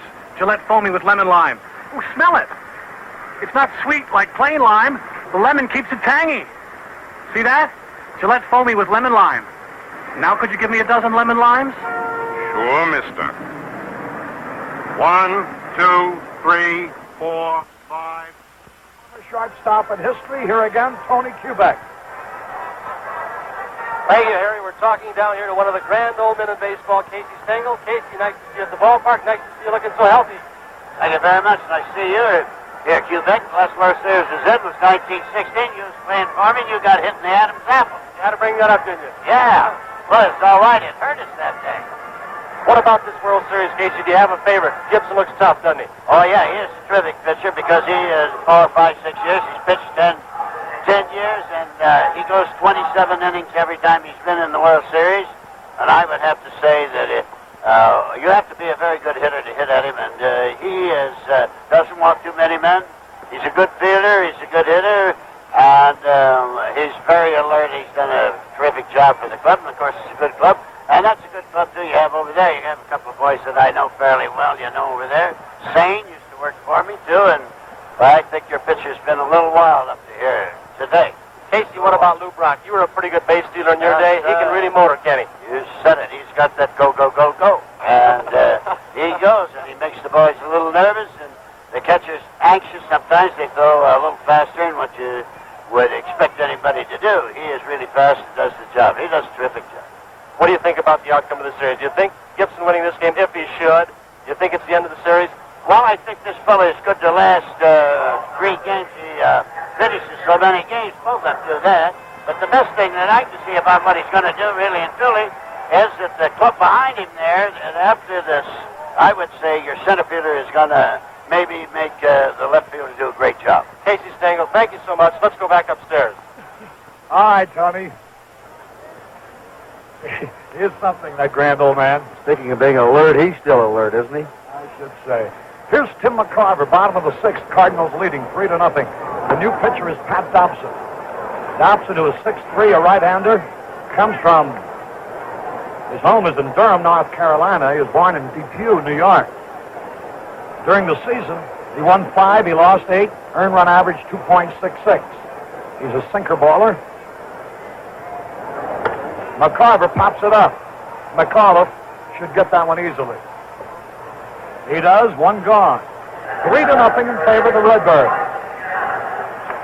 Mike Shannon, who started the scoring, and it was only proper, I suppose, because he led the team in runs batted in during the season. And so then, he drove in the first run of the World Series. Javier followed with a 2-run single, and that's the ball game right now. 3-0. Mike Shannon hit .266 during the regular season. That forces him back a little bit. A native-born St. Louisan, is a great all-around athlete. Went to the University of Missouri, Shannon. That curveball missed inside. They say he'd have been no question about it, a great quarterback in pro football. Big, strong, fast, and as you see on the close-up, very handsome, ladies.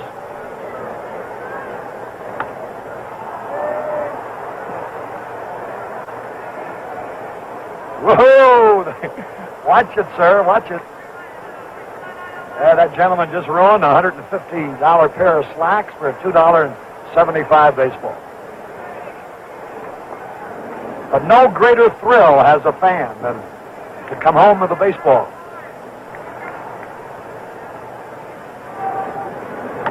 Bouncing ball. Watch Stanley. Got him! And it was close. Stanley played the big hop, and he was very deliberate in his throw, but got his man. He hasn't done anything wrong around shortstop. Julian Javier singled in 2 runs in the 4th, was out on strikes in the 2nd.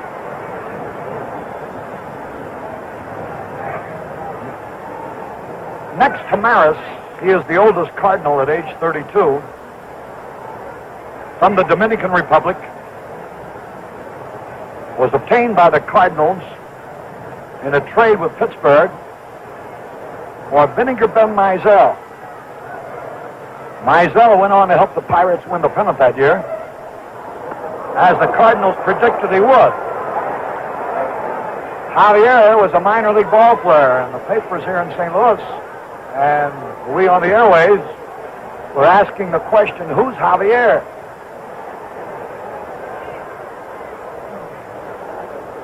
We know now.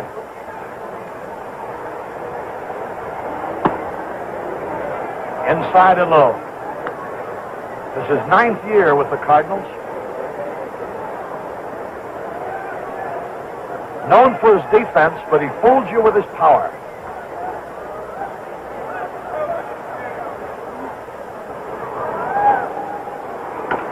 Bouncing ball foul. Joe Schultz, the third base coach, let the ball skip by.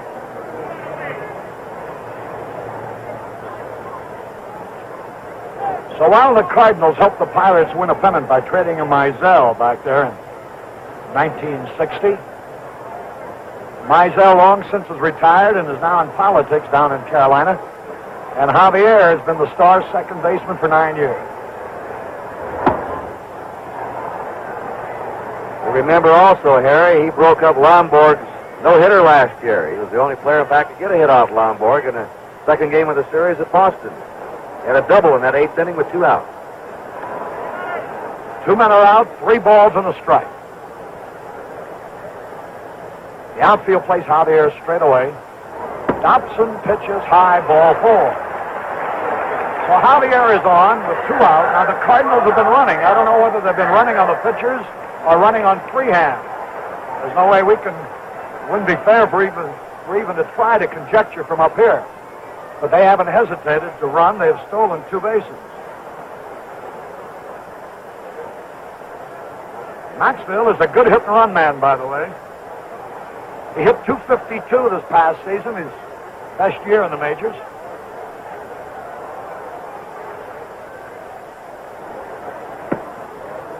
Dobson again a little high. I notice Dobson, much like McLean, is high with his pitches. You know, it could be a lack of familiarity with the mound, too, Kurt. You only, for many of these ball players, I suppose, the first time they even saw Bush Memorial Stadium, let alone playing it. That's right. So that has to be a little bit of a disadvantage. There he goes. Out! They got him. Javier doesn't believe it. Oh, there's no run. In the sixth for the Cardinals. Let's see if we can watch that play again. Javier got a good jump at 3 and this time gets rid of the ball quickly. Mickey Stanley handled it. Here it is from a different angle. This was a close play. Let's see. Let's all umpire this play.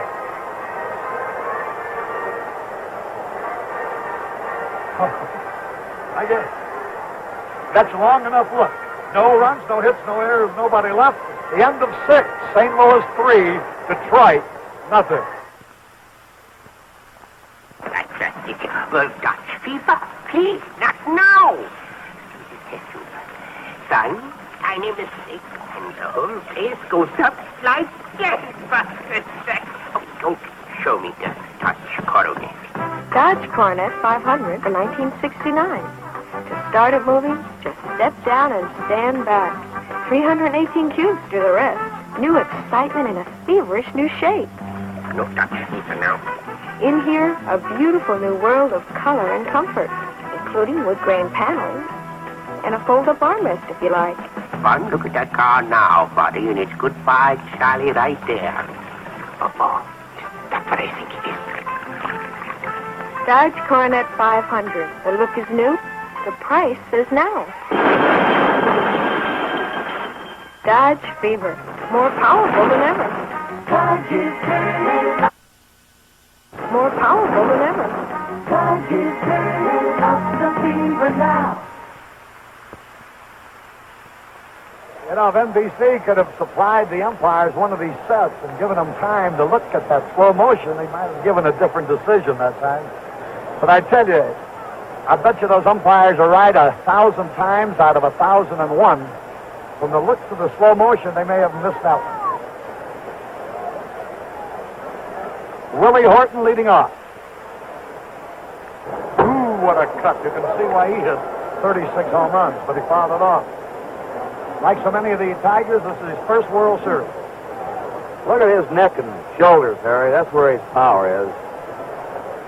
You know who he reminds me of, especially when looking down from the booth? Roy Campanella. Right, they're both built a lot alike. Has the same stance that Campy used to have. He used to be a catcher in high school, this boy, at Detroit High School. 1 ball, 1 strike. It's seldom you beat Gibson in late innings. But the Tigers have made a career out of it, winning more than 30 games in the 9th inning this past season. Maxfield grabs a hot line drive. That's 2 line drives. This wasn't as difficult as the previous one. But he was there for it. He still had to have quick reflexes to move in the hole. He's a very underrated ball player, Kurt. He does a tremendous job around shortstop. Here's Jim Northrup. 1 ball, no strike. So the Tigers have 4 hits, actually more than the Cardinals.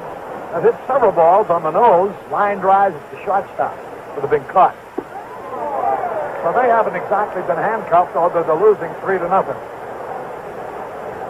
Northrup is fanned and hit a hot line drive to Maxfield. Curve is a beauty. 2 strikes and a ball. The crowd buzzing now as Gibson gets closer and closer to another World Series victory. 10 feet fun at the old ballpark. And as you notice, everybody here in shirt sleeves today. Jim Northrup lives in Detroit, Michigan. He struck him out swinging. Strikeout number 12. And we may see, it was just 5 years ago today, October the 2nd, 1963, that Sandy Koufax fanned 15 at Yankee Stadium for the record. And Alan Roth, you're amazing. Gibson has struck out now at least 1 man in every inning.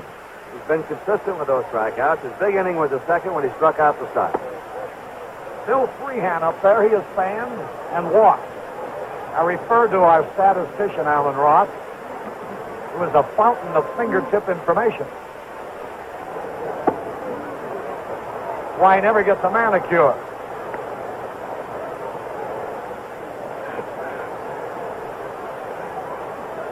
Two balls, no strikes. Seventh inning, St. Louis ahead 3-0.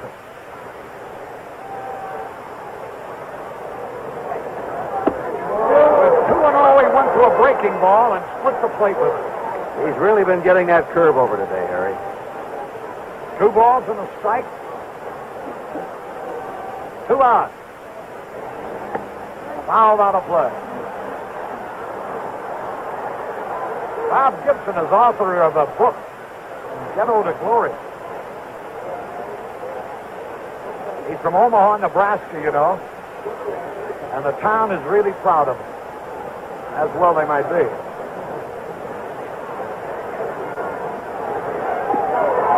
Whoa, the crowd groans on that one. All 3.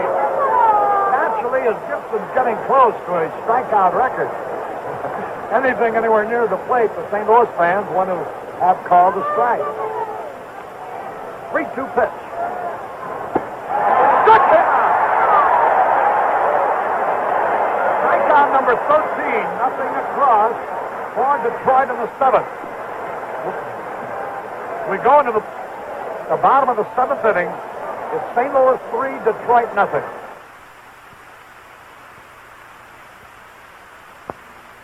Once you get off the beaten track, weekend driving can be fun. Though sometimes the unexpected can happen, especially when your wife is with you. The chair that looked just like it matched Granny's set didn't, of course. But it's astonishing the number of things she's always wanted. She's never mentioned till now.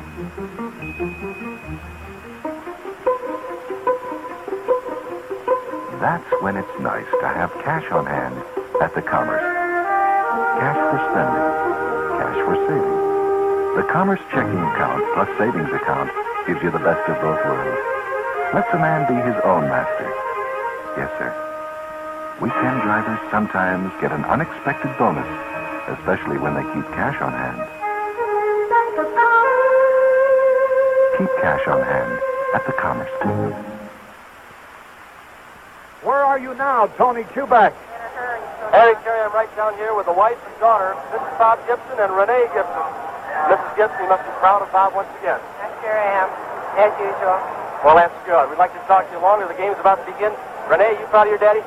Yes, I am. Renee, Mrs. Gibson, thank you. Let's go back upstairs for some baseball action. Dow Maxville leading it off for the Cardinals, bottom of the 7th inning. 3-0, St. Louis. Fastball inside.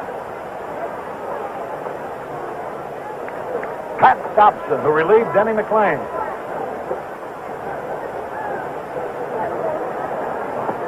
A little low. McLean had good stuff today. You can see why he won 31 ball games so far as the stuff, but he's just a little bit wide. I would imagine unfamiliarity with the mound might have had something to do with it. Maxville pops it up. Norm Cash puts it away. Let's see. Listen to the reaction from the crowd as Bob Gibson comes up.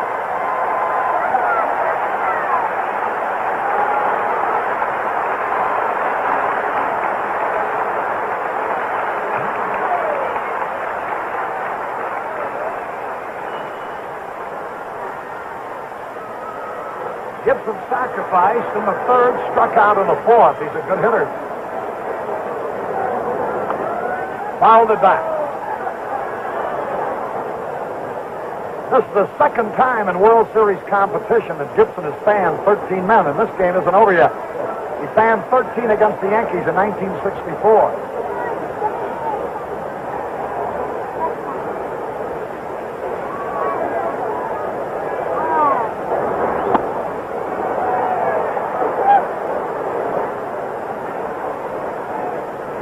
Gibson holds the series strikeout record, 31, against the Yankees in 1964.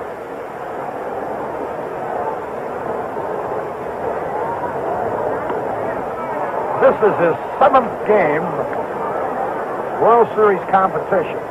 And listen to his strikeout totals. 9, 13, 9, 10, 6, 10, and 13 so far today. Top 5 on the infield. That's for Cash. 2 out.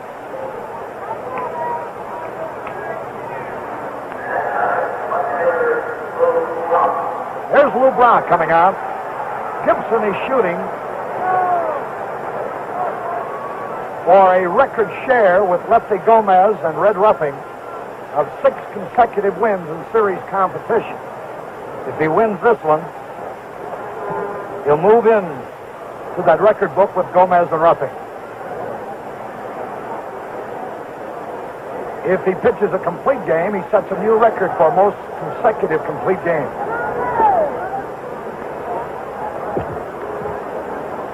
He wasn't KO'd once during the season, was he, Harry? Not actually KO'd. He went out for a pinch hitter a couple of times. But never knocked out by the other ball club. No. Brock takes it high. In fact, one of the games that he went out, he had pitched a one-hitter but was losing 1-0 in the 8th inning.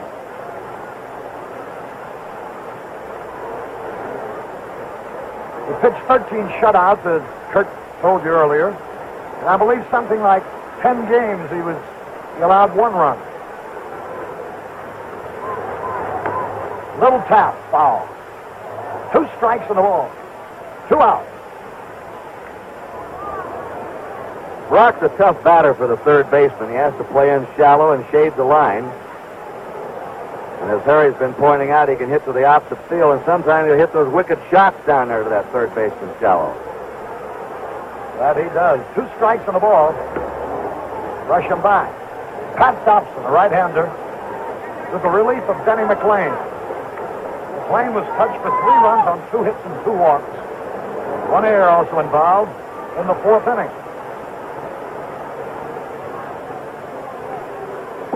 Ball 3 is low. For St. Louis fans, the action starts when Brock gets on first base. He's where the action is, in other words. 3-2 pitch. Long drive, way back. Might be out of here. Could be. Home run!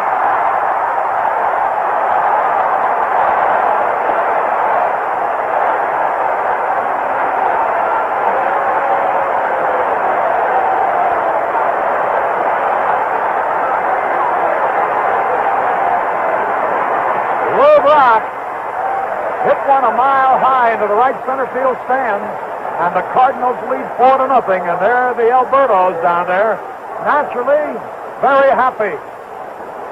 Remember the home run he hit at Fenway Park last fall? This is about the same type. That ball was hit well over 400 feet, Harry. That's the 3rd home run he's hit in series play. Well, Brock has had a home run, the only one of the day. He has stolen a base. And the Cardinals now lead 4-0. Here's Flood hitless.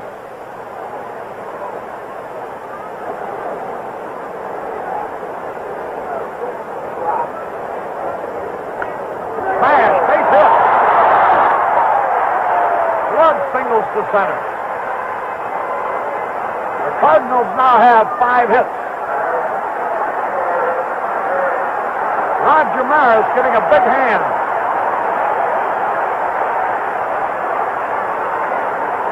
You know, this is one of the great stories of sports. How a fella so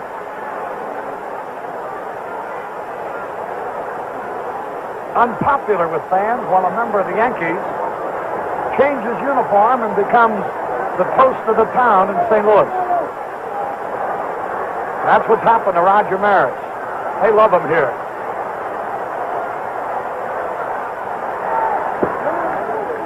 Like Flood, a good runner himself.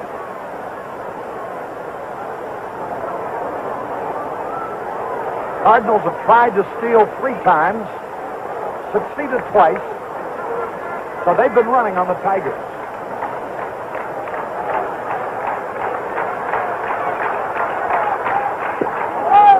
Curveball in there, a beauty, a strike call. Dobson changing speeds with his curveball. Roger Maris. He wants to go out in a blaze of glory. He ends the season, his career this year.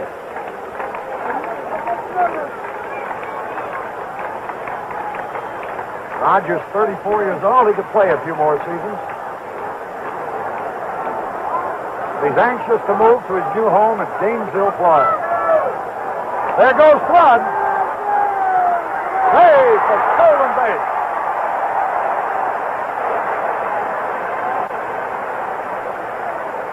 Just see the good break he got off first base, and he beats the throw easily. There's that other angle now. That Flood with his first step was going at full speed. Well, the Cardinals have a man in scoring position.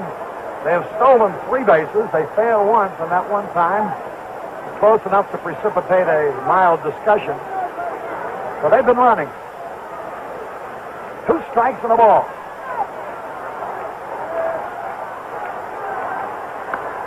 Pop foul back. Out of play. You know, I guess it's all right to mention this, that talking with some of the Cardinals, they undoubtedly from scouting reports freely discussed the fact that, according to information they had, that they didn't think the strike pitchers held runners too closely at first base, and that if they got on base, they felt that they would steal a lot of bases. Well, they have.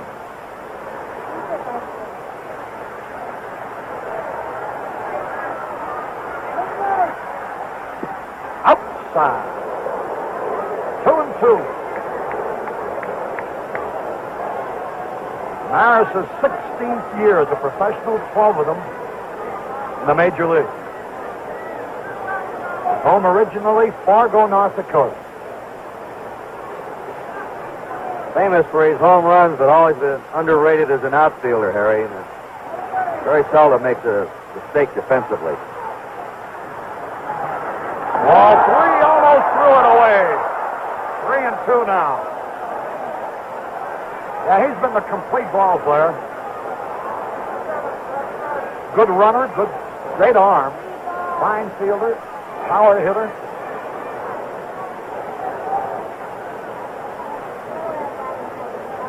And at age 34, he's racking them up. He had a great World Series last season. 3 balls, 2 strikes on Maris. Cepeda next. Pop set up. He fooled him on a slider. McAuliffe under the ball. That's all for the Cardinals in the 7th. 1 run, 2 hits, no errors, 1 left. At the end of 7 full innings, St. Louis 4, Detroit nothing.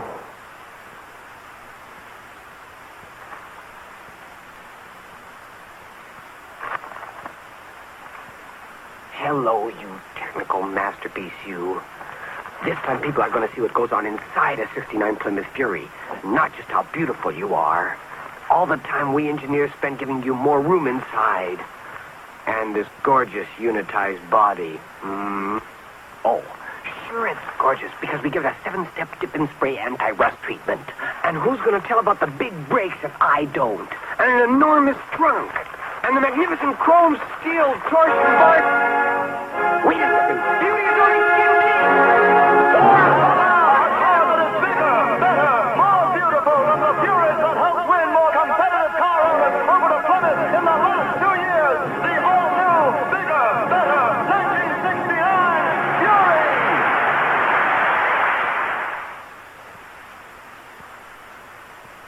We pause now for station identification. This is the CBC Television Network.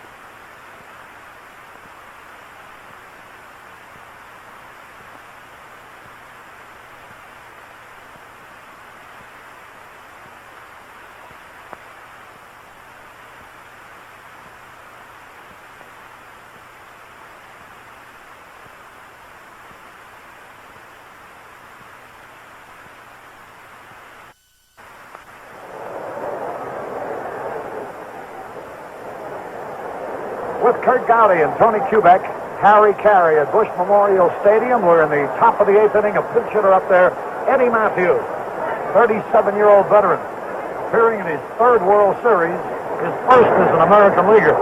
On the disabled list much of this year, the count on him, 2 strikes and a ball. He struck him out swinging.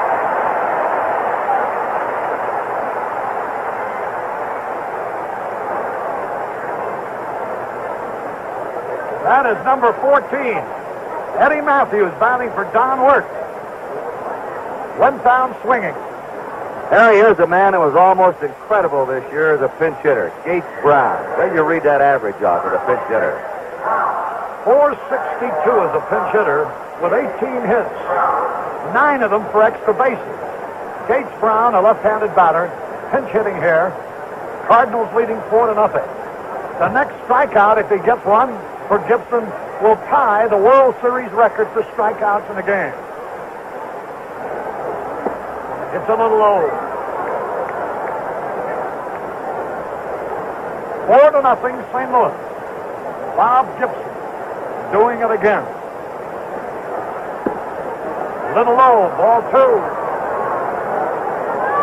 Gates Brown from Crestline, Ohio originally. That's where he was born.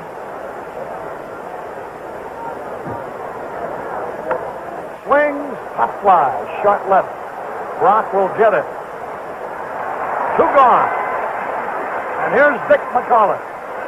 You know, Kurt, in order for Gibson to either tie or break that World Series strikeout mark, he will really have to earn it because the heart of the batting order still will come up. We have McAuliffe now with 2 out in the 8th.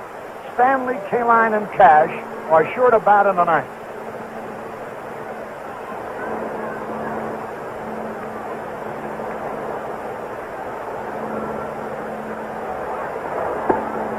I remember when Carl Erskine fanned 14 in a World Series against the Yankees while he was a member of the Brooklyn Dodgers.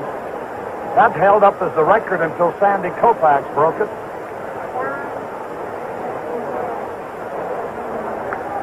Foul back. You've watched this man so many times, but one word I think really describes him. A machine. He is really a machine on that mound. He's as tough right now as he was in the first or second inning. He's the most intense competitor I ever saw. 1 ball, 1 strike. Bob Gibson. Line foul, strike 2. Don McMahon is warming up. Gates Brown batted for Pat Dobson, slide out to Brock. Eddie Matthews started the inning as a pinch hitter for Wirt, struck out. And now McAuliffe with a count of 2 strikes and a ball. Watch this pitch. It could be a historic one.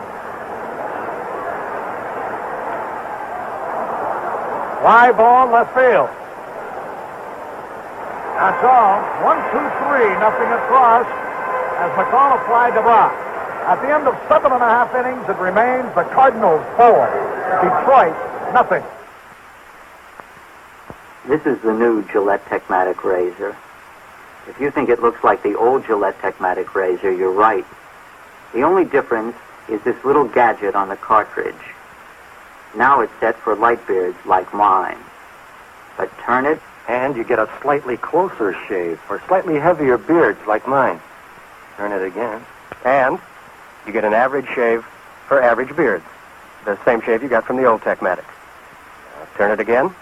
And I can get a good close shave. Another turn. And even with a stubble like mine, you'll get as close a shave as you can get from any other razor. Plus all the things you can't get from any other razor.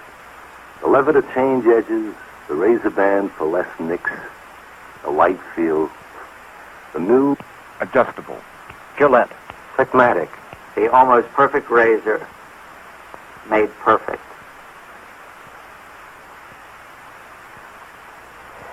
And now our man around the ballpark, Tony Kubek. Thank you, Harry. Down here by the Tigers dugout with Mr. Joe Cronin, president of the American League. Joe, it looks like another fine series. Well, between Gibson's great pitching and the base on balls, why, the dear old Cardinals are ahead, Tony. But still a long series. We get them tomorrow. If we don't get a few runs before it's over, it's not over yet.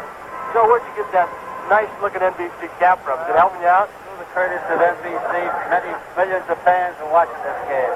Joe, you've seen, of course, this Tiger Ball Club many times during the course of the year. They've been the type of ball club, haven't they, that bounces back? Oh, yes, they got a good sound ball club, Tony, but Gibson's great today. He's real fast, got good breaking stuff. You have to give Gibson all the credit in the world. What about your other impressions? Aside from Gibson, what about the rest of this Cardinal ball club? Brock, Flood, the whole bunch. Well, Brock's a great ball player, and two-line drives at Maxwell might have turned the game around, too, Tony, as you know. Those balls were well hit as Maxwell caught at shortstop. They were the two fielding plays of the game. Joe Cronin, thank you so much. Now let's go back upstairs to Kurt and Harry. Harry, Joe Cronin talked about Bob Gibson's breaking pitch.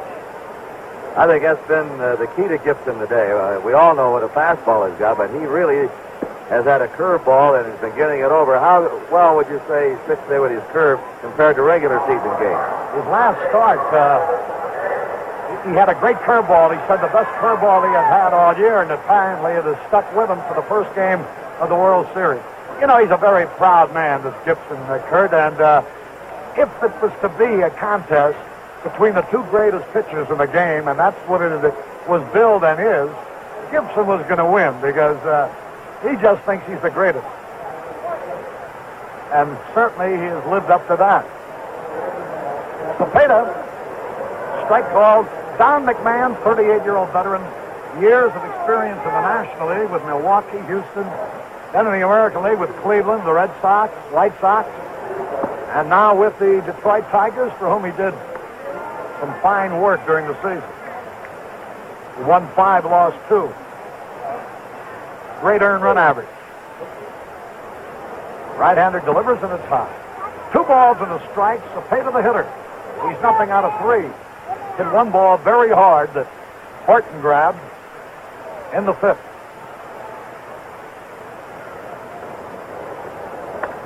Popped up.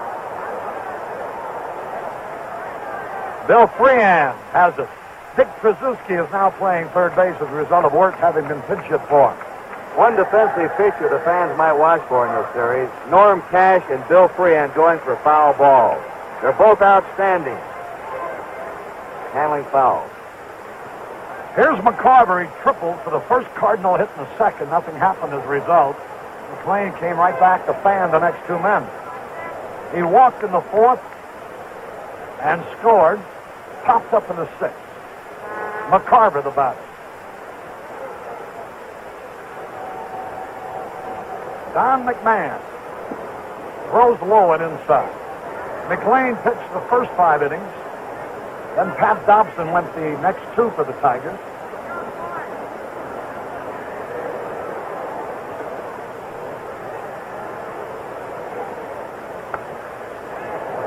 Foul ball back. The count is even at a ball and a strike. 4-0 St. Louis.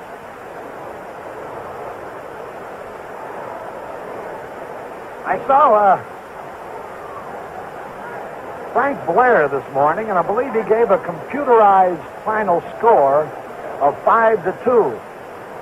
The machine has missed it so far. It's 4-0. He had it Cardinals 5-2 on the Today Show. They still have the 9th inning.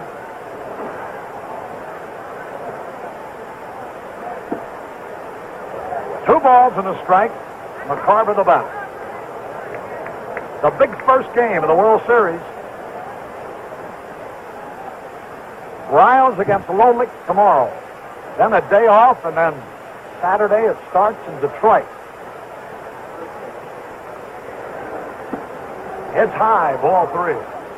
Dobson, during his 2 innings, allowed 2 hits, 1 run, a homer by Lou Brock. He didn't strike anybody, walked 1. Bouncing ball, Cash. Pitcher McMahon will cover. He's out. Here's Mike Shannon, who started the scoring for the Redbirds back in the 4th.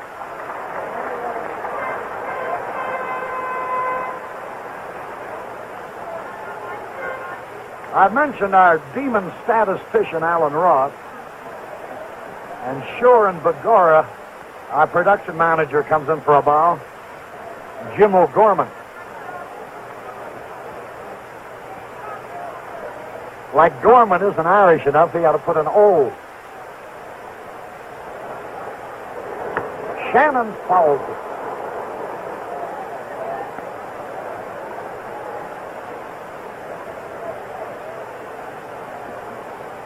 Two men are out, nobody on base.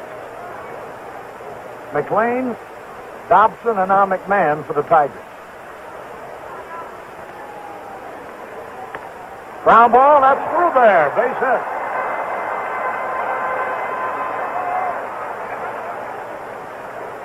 So Shannon has become the first man today to get 2 hits. Here's Javier. He was out on strikes in the second, singled in 2 runs in the fourth, smashing one in the right field to score McCarver and Shannon, then walked and was out stealing in the 6th.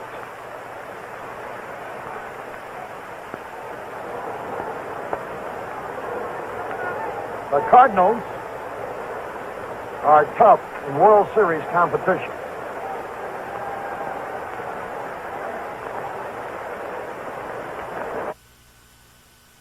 Ground ball, that's through there. Base hit.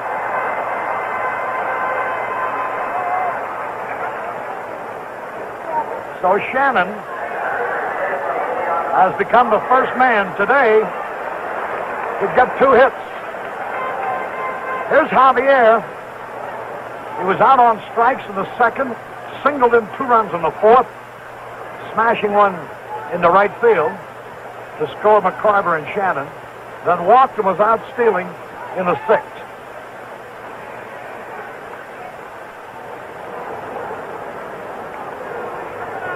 The Cardinals are tough in World Series competition.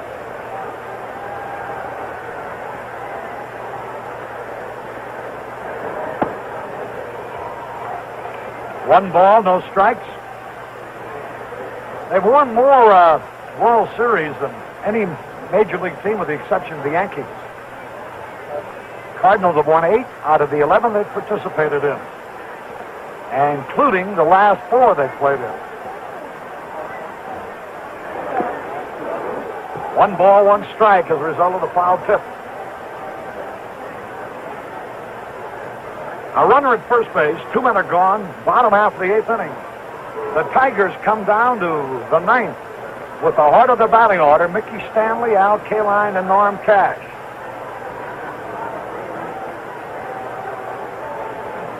Gibson is shooting at a couple of records as he goes into the 9th inning. I wonder if he's aware of it down there in the dugout. Now, Tony, you've done such a great job all day long. Let's see you get in the dugout. Tell him. Here's a pitch. High fly ball into center field. It'll be caught. Northrup squeezes it. No runs, 1 hit, no errors, 1 left. At the end of 8, St. Louis 4, Detroit nothing. A truck is a truck, right? Wrong. 69 Dodge and Fargo trucks are sport trucks. Here, take a look. New cushion beam suspension. Chrysler took the elastic off the bankroll to completely re-engineer the suspension and steering on Dodge and Fargo pickup trucks. A sway bar was added, springs redesigned, liners added, and a lot more to make 69 Dodge and Fargo trucks the sweetest handling pickups on the road under any load, bar none. Bumps flatten, potholes smooth out, rides like a limousine. And that's not all. Handsome new long line styling and comfortable luxury interiors prove you don't have to be ugly to be tough. Dodge and Fargo with cushion beam suspension. Sport Truck 69. See your Chrysler dealer for Sport Truck 69. Now a line drive to Tony Kubek. Thank you, Harry Carey. We're sitting with the president and owner of the Detroit Tigers, Mr. John Fetzer. Mr. Fetzer, can the Tigers bounce back? Well, we've been coming from behind all year, and we're just hoping that we might show a little less spark right here this afternoon. If we can't, we're going to forget it and start all over tomorrow. Thank you, Mr. Fetzer. Let's get back to live action. All right. Mickey Stanley on the first pitch was trying to stop his swing, and bounces one fouled on the first baseline. One strike and no balls. Gibson can tie the record for consecutive wins in a World Series. He can set a new World Series record for 6 complete games in a row. He can tie or break the strikeout record for a World Series game in this 9th inning. Curveball is low. 1 ball, 1 strike. Stanley's had 1 of the 4 hits. A first inning single. He has had 1 of the 14 strikeouts in the 6th. You notice how Gibson really comes off that back foot. He really lets everything go.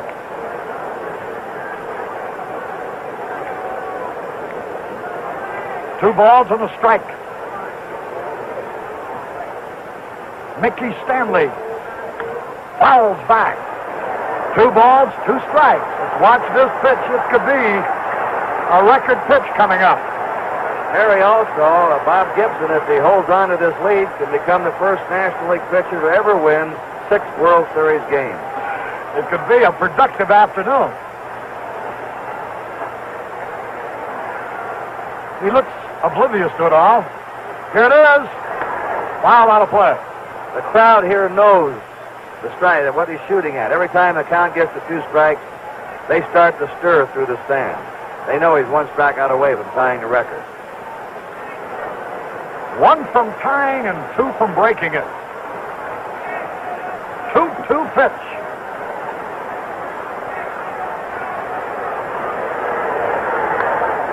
Foul back. Every time any kind of contact is made with the ball by the hitter, the crowd groans. Just as soon as the bat ticks the ball, the groan is audible. It can also be heard. Foul again.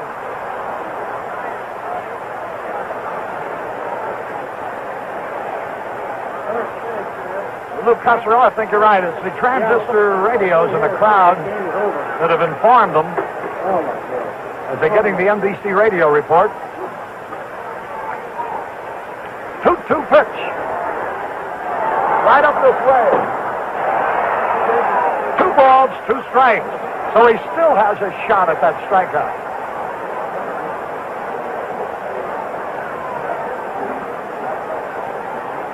Mickey Stanley.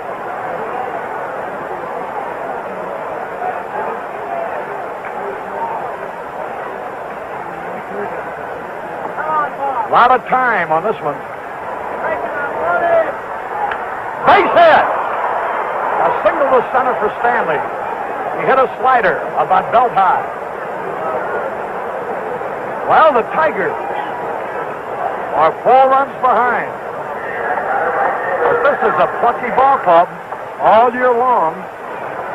The 9th inning was the one that they turned ball games around in. K-Line is fanned twice. He also doubled to set up the only scoring chance the Tigers had. Ooh, he had a cut. Good fastball. I don't believe Gibson has changed up on a single pitch. It's all fastball, slider, and curve. That low fastball of his has really been sinking, too.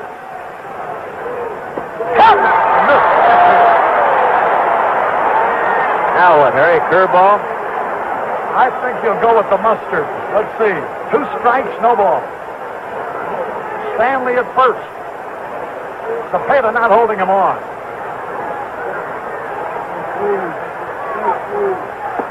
Miss outside with his fastball. Norm Cash would be next.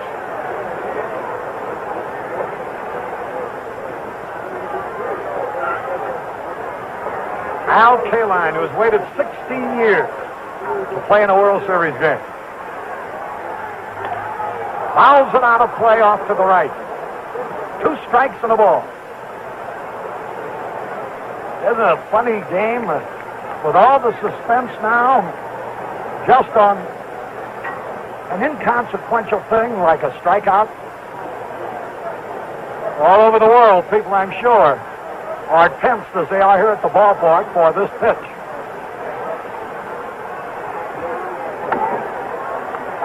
Foul back over our heads. He may be showing just a little sign of tiring on a hot, muggy day, Kurt. You notice that little deep breath he took, or like a sigh? Notice he hasn't been coming as smooth as in his delivery, as in his stride as he was earlier. 2 strikes and a ball. The pitch to K-Line.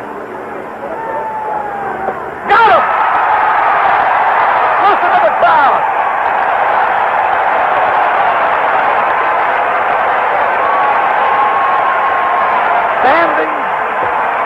Standing ovation for Bob Gibson.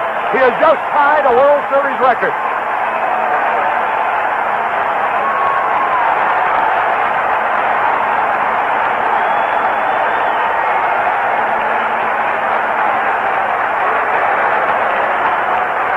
Here's Norm Cash now. 1 ball, no strikes. The record was held by Sandy Koufax, NBC's Game of the Week crew, by the way. Longer than this.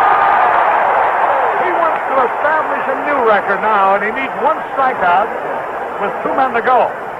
He's been consistent. He struck out at least 1 man in every inning.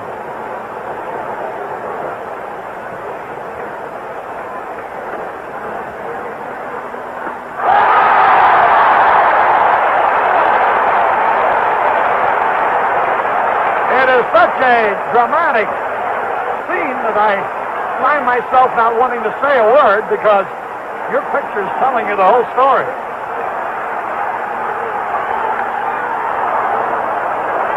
Out of play. They still have a shot at him. 2 strikes and a ball. Right now the fans are concentrating more on Gibson's strikeout than the outcome of the game here. I think that's been true for a couple of innings. Cash has fanned twice. K-Line struck out 3 times, by the way. Listen to him as he gets ready for this pitch. Foul on a play. 2 strikes and a ball. Wasn't it Dizzy Dean in the World Series against the Tigers in '34 that yelled to his catcher to drop a pop foul so that he could strike Hank Greenberg out a 4th time? I think it was. Fouled it off. Just barely. He had a rather weak swing. There's a lot of hard feelings in that 34 series. And Dean especially has been on Greenberg during the series. There's been a lot of dugout barbs thrown back and forth. 2 strikes and a ball.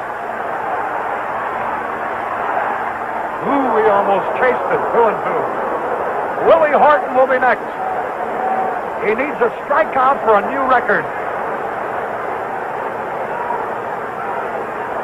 Al Kaline, great star, playing his first World Series in 16 years, was his 15th strikeout.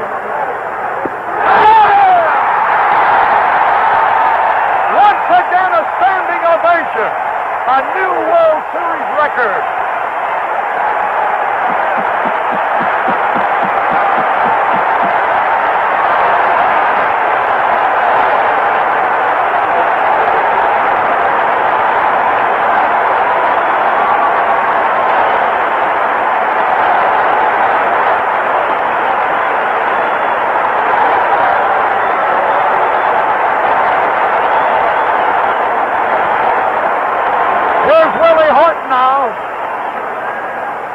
Gone. He is playing 16.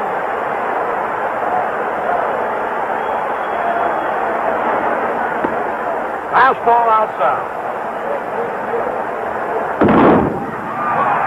A salvo out of the stands in left center. Gibson's going to pick up records today like a vacuum cleaner, Harry.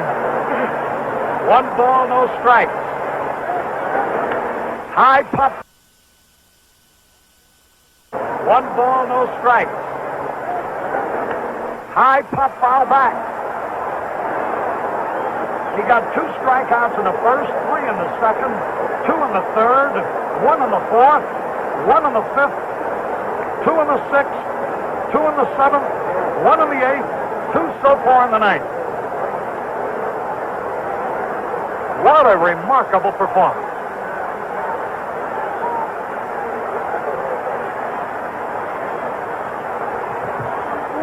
One ball, one strike. Foul back. Strike two. And he could end it all now with the most dramatic of flourishes. 2 strikes and a ball. Biggest crowd ever to see a baseball game here. Watching baseball World Series history being made. And so are you wherever you are. 2 strikes and a ball. Look at that concentration on his face. Almost chased it. A breaking ball. Willie Horton stopped in time. Just think, he's accounted for 16 of the putouts all by himself. He got it! Struck him out! Look at the scene on the field. McCarver, the first one. Now his infielders all over him. A new world's record of 17 strikeouts in one game. Tony Kubek, I know, will be talking to him. The St. Louis Cardinals have won the first game of the World Series 4-0. 4 runs, 6 hits, no errors for the Redbirds. No runs, 5 hits, 3 errors for the Detroit Tigers. Bob Gibson, the winner.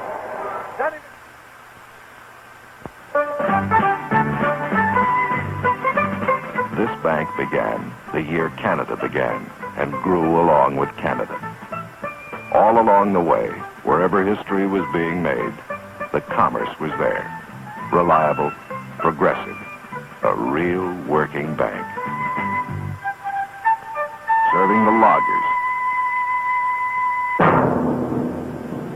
the miners,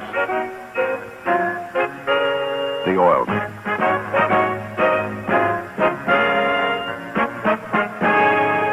For example, the Commerce Oil Map in Calgary maintains an up-to-the-minute picture of who's drilling where, what's good, what's promising. An important service to customers at Canadian Imperial Bank of Commerce. Bank of Commerce, Bank of Commerce. One of the world's great banks. And right now, let's get quickly down to Tony Kubek and his guest, Bob Gibson. Thank you very much, Kurt. Bob Gibson in your new book, From Ghetto to Glory. Right now, probably one of your most glorious moments. World Series records all over the place. Congratulations. Thanks a lot, boy. Just great. What about your impressions, Bob, of the Tigers? You just pitched a fantastic ball game again. What about the Tigers? Well, the Tigers they're quite a bit like I imagined they would be with guys that are capable of hitting home runs. I knew they would be swinging a lot, so I just had to make good pitches. Bob, what about the pitch you used most successfully? Was it the fastball, the curveball, the slider? Which was your best pitcher? Were they all good? Well, today, fortunately, every one of my pitches were working for me. My fastball was good. I was getting it on the corner. My slider I was getting on the corner, and I think my curveball was more of a surprise to them than anything else. So I think that's where the scouting report tells. I don't think they said too much about my curveball. Bob, you struck out 17, setting a new World Series record. It's fantastic. I mean, the fans just stood and cheered you. That must be your most thrilling moment in sports. You've had many. Well, I guess so. I didn't know what they were cheering about, and Tim came out in front of the plate, and I just turned around and looked at the scoreboard. I had no idea. Bob, during the course of the game, we had a chance to talk to your lovely wife, Mrs. Gibson, your daughter, Renee, and we saw your mother there up there. Your daughter, Renee, was just enthralled. She was almost in tears seeing her daddy out there perform. She's really proud of you. That's right. She was real excited about getting out of school and coming down here. She's just going to be here for the one game today, and then tonight she's going back home, and I knew that she would enjoy the game, win, lose, or draw. Bob Gibson, congratulations once again. Thank you so much. It's a masterful performance once again. Thank you very much. Thank you, Bob Gibson. Now let's go back upstairs. Again, the final score, the Cardinals 4, the Tigers nothing. In a moment, we'll continue to review the action of today's game.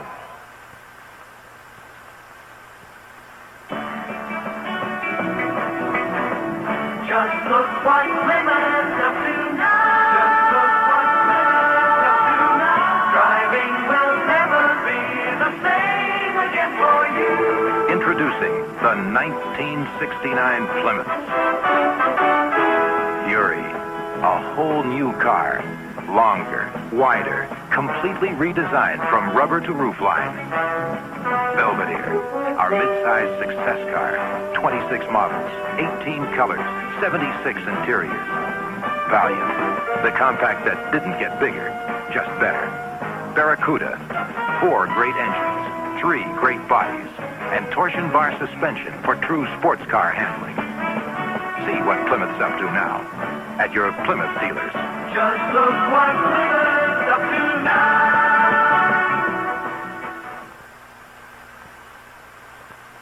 Once again to the field, and Tony Kubek. Thank you, Kurt. Lou Brock, another one of the stars for the Cardinals. Last year's World Series again this. Lou, a fine ball game. Thank you, Tony.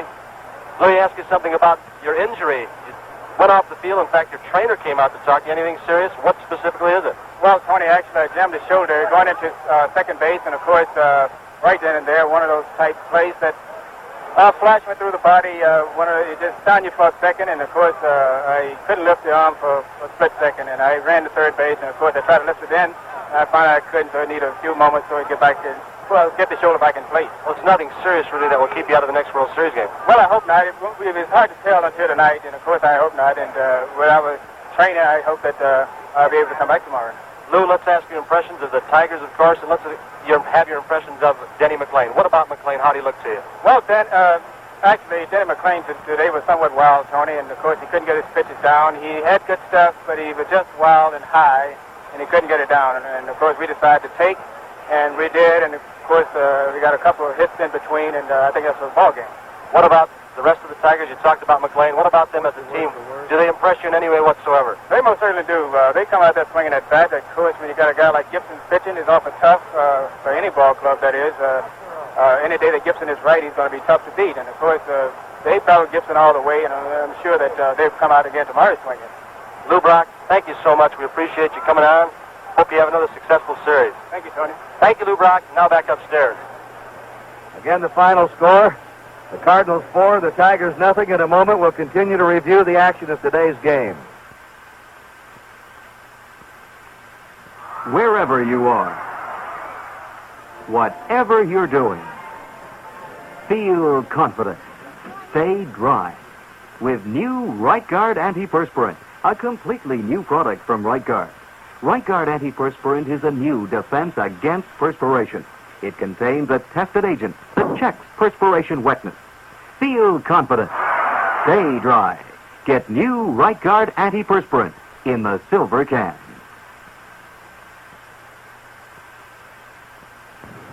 Ten more blades to go. 5 blades to go. 3.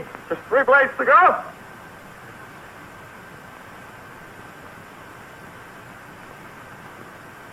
That's it. I used up all the old blades. Now I can use the new Gillette Super Stainless Steel blade with the miracle plastic coating on the edge. They say it's supposed to spoil you. The spoiler.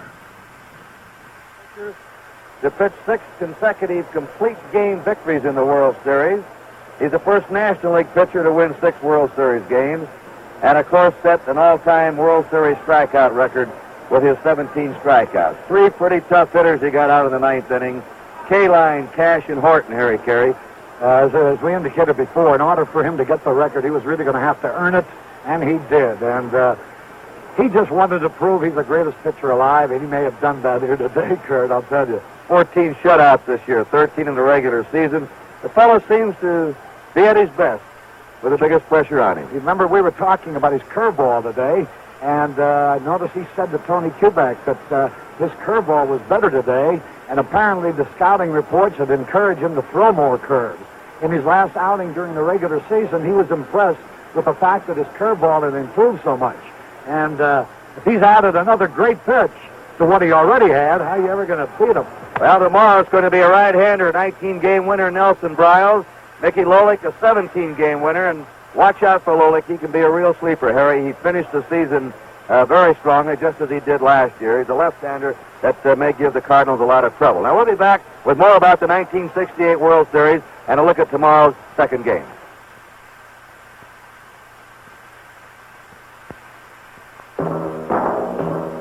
Canada, there are some 20 million people. These 20 million people have come from more than 150 different countries and represent 40 ethnic groups and over 20 different religious denominations. So Canadians represent most of the colors, creeds, and races on Earth.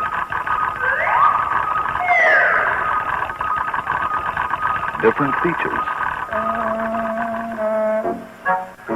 different sizes, different customs, different languages.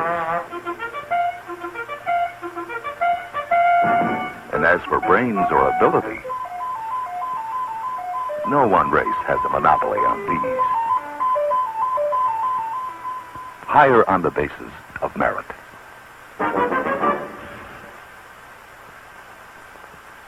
Mexico around the world. Bob Gibson was the story, pitching the shutout, setting World Series records. His big one, an all-time World Series record for most strikeouts in a game, 17. So the Cardinals jump off, win the opener 4-0. Tomorrow, a right-hander, Bryles, against a left-hander, Lowey. We hope you enjoyed today's telecast. On behalf of Harry Carey and Tony Kubek, Kurt Gowdy saying good afternoon from St. Louis, Missouri. And don't forget to join Jim Simpson, Sandy Koufax again tomorrow at 1:30 Eastern Time, 12:30 Central, for World Series Report, to be followed immediately by Game 2 of baseball's annual classic, the World Series. The first game of this 1968 World Series has been brought to you by Gillette, makers of new Right Guard antiperspirant in the silver can. By the more than 1,350 branches of the Canada Imperial Bank of Commerce. And by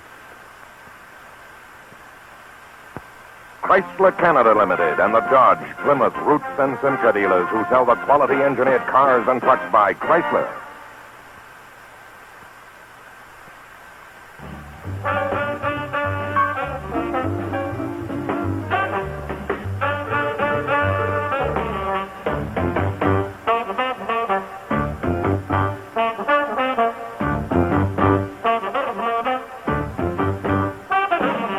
Tune in tomorrow for the second game between the St. Louis Cardinals and Detroit Tigers in the 1968 World Series.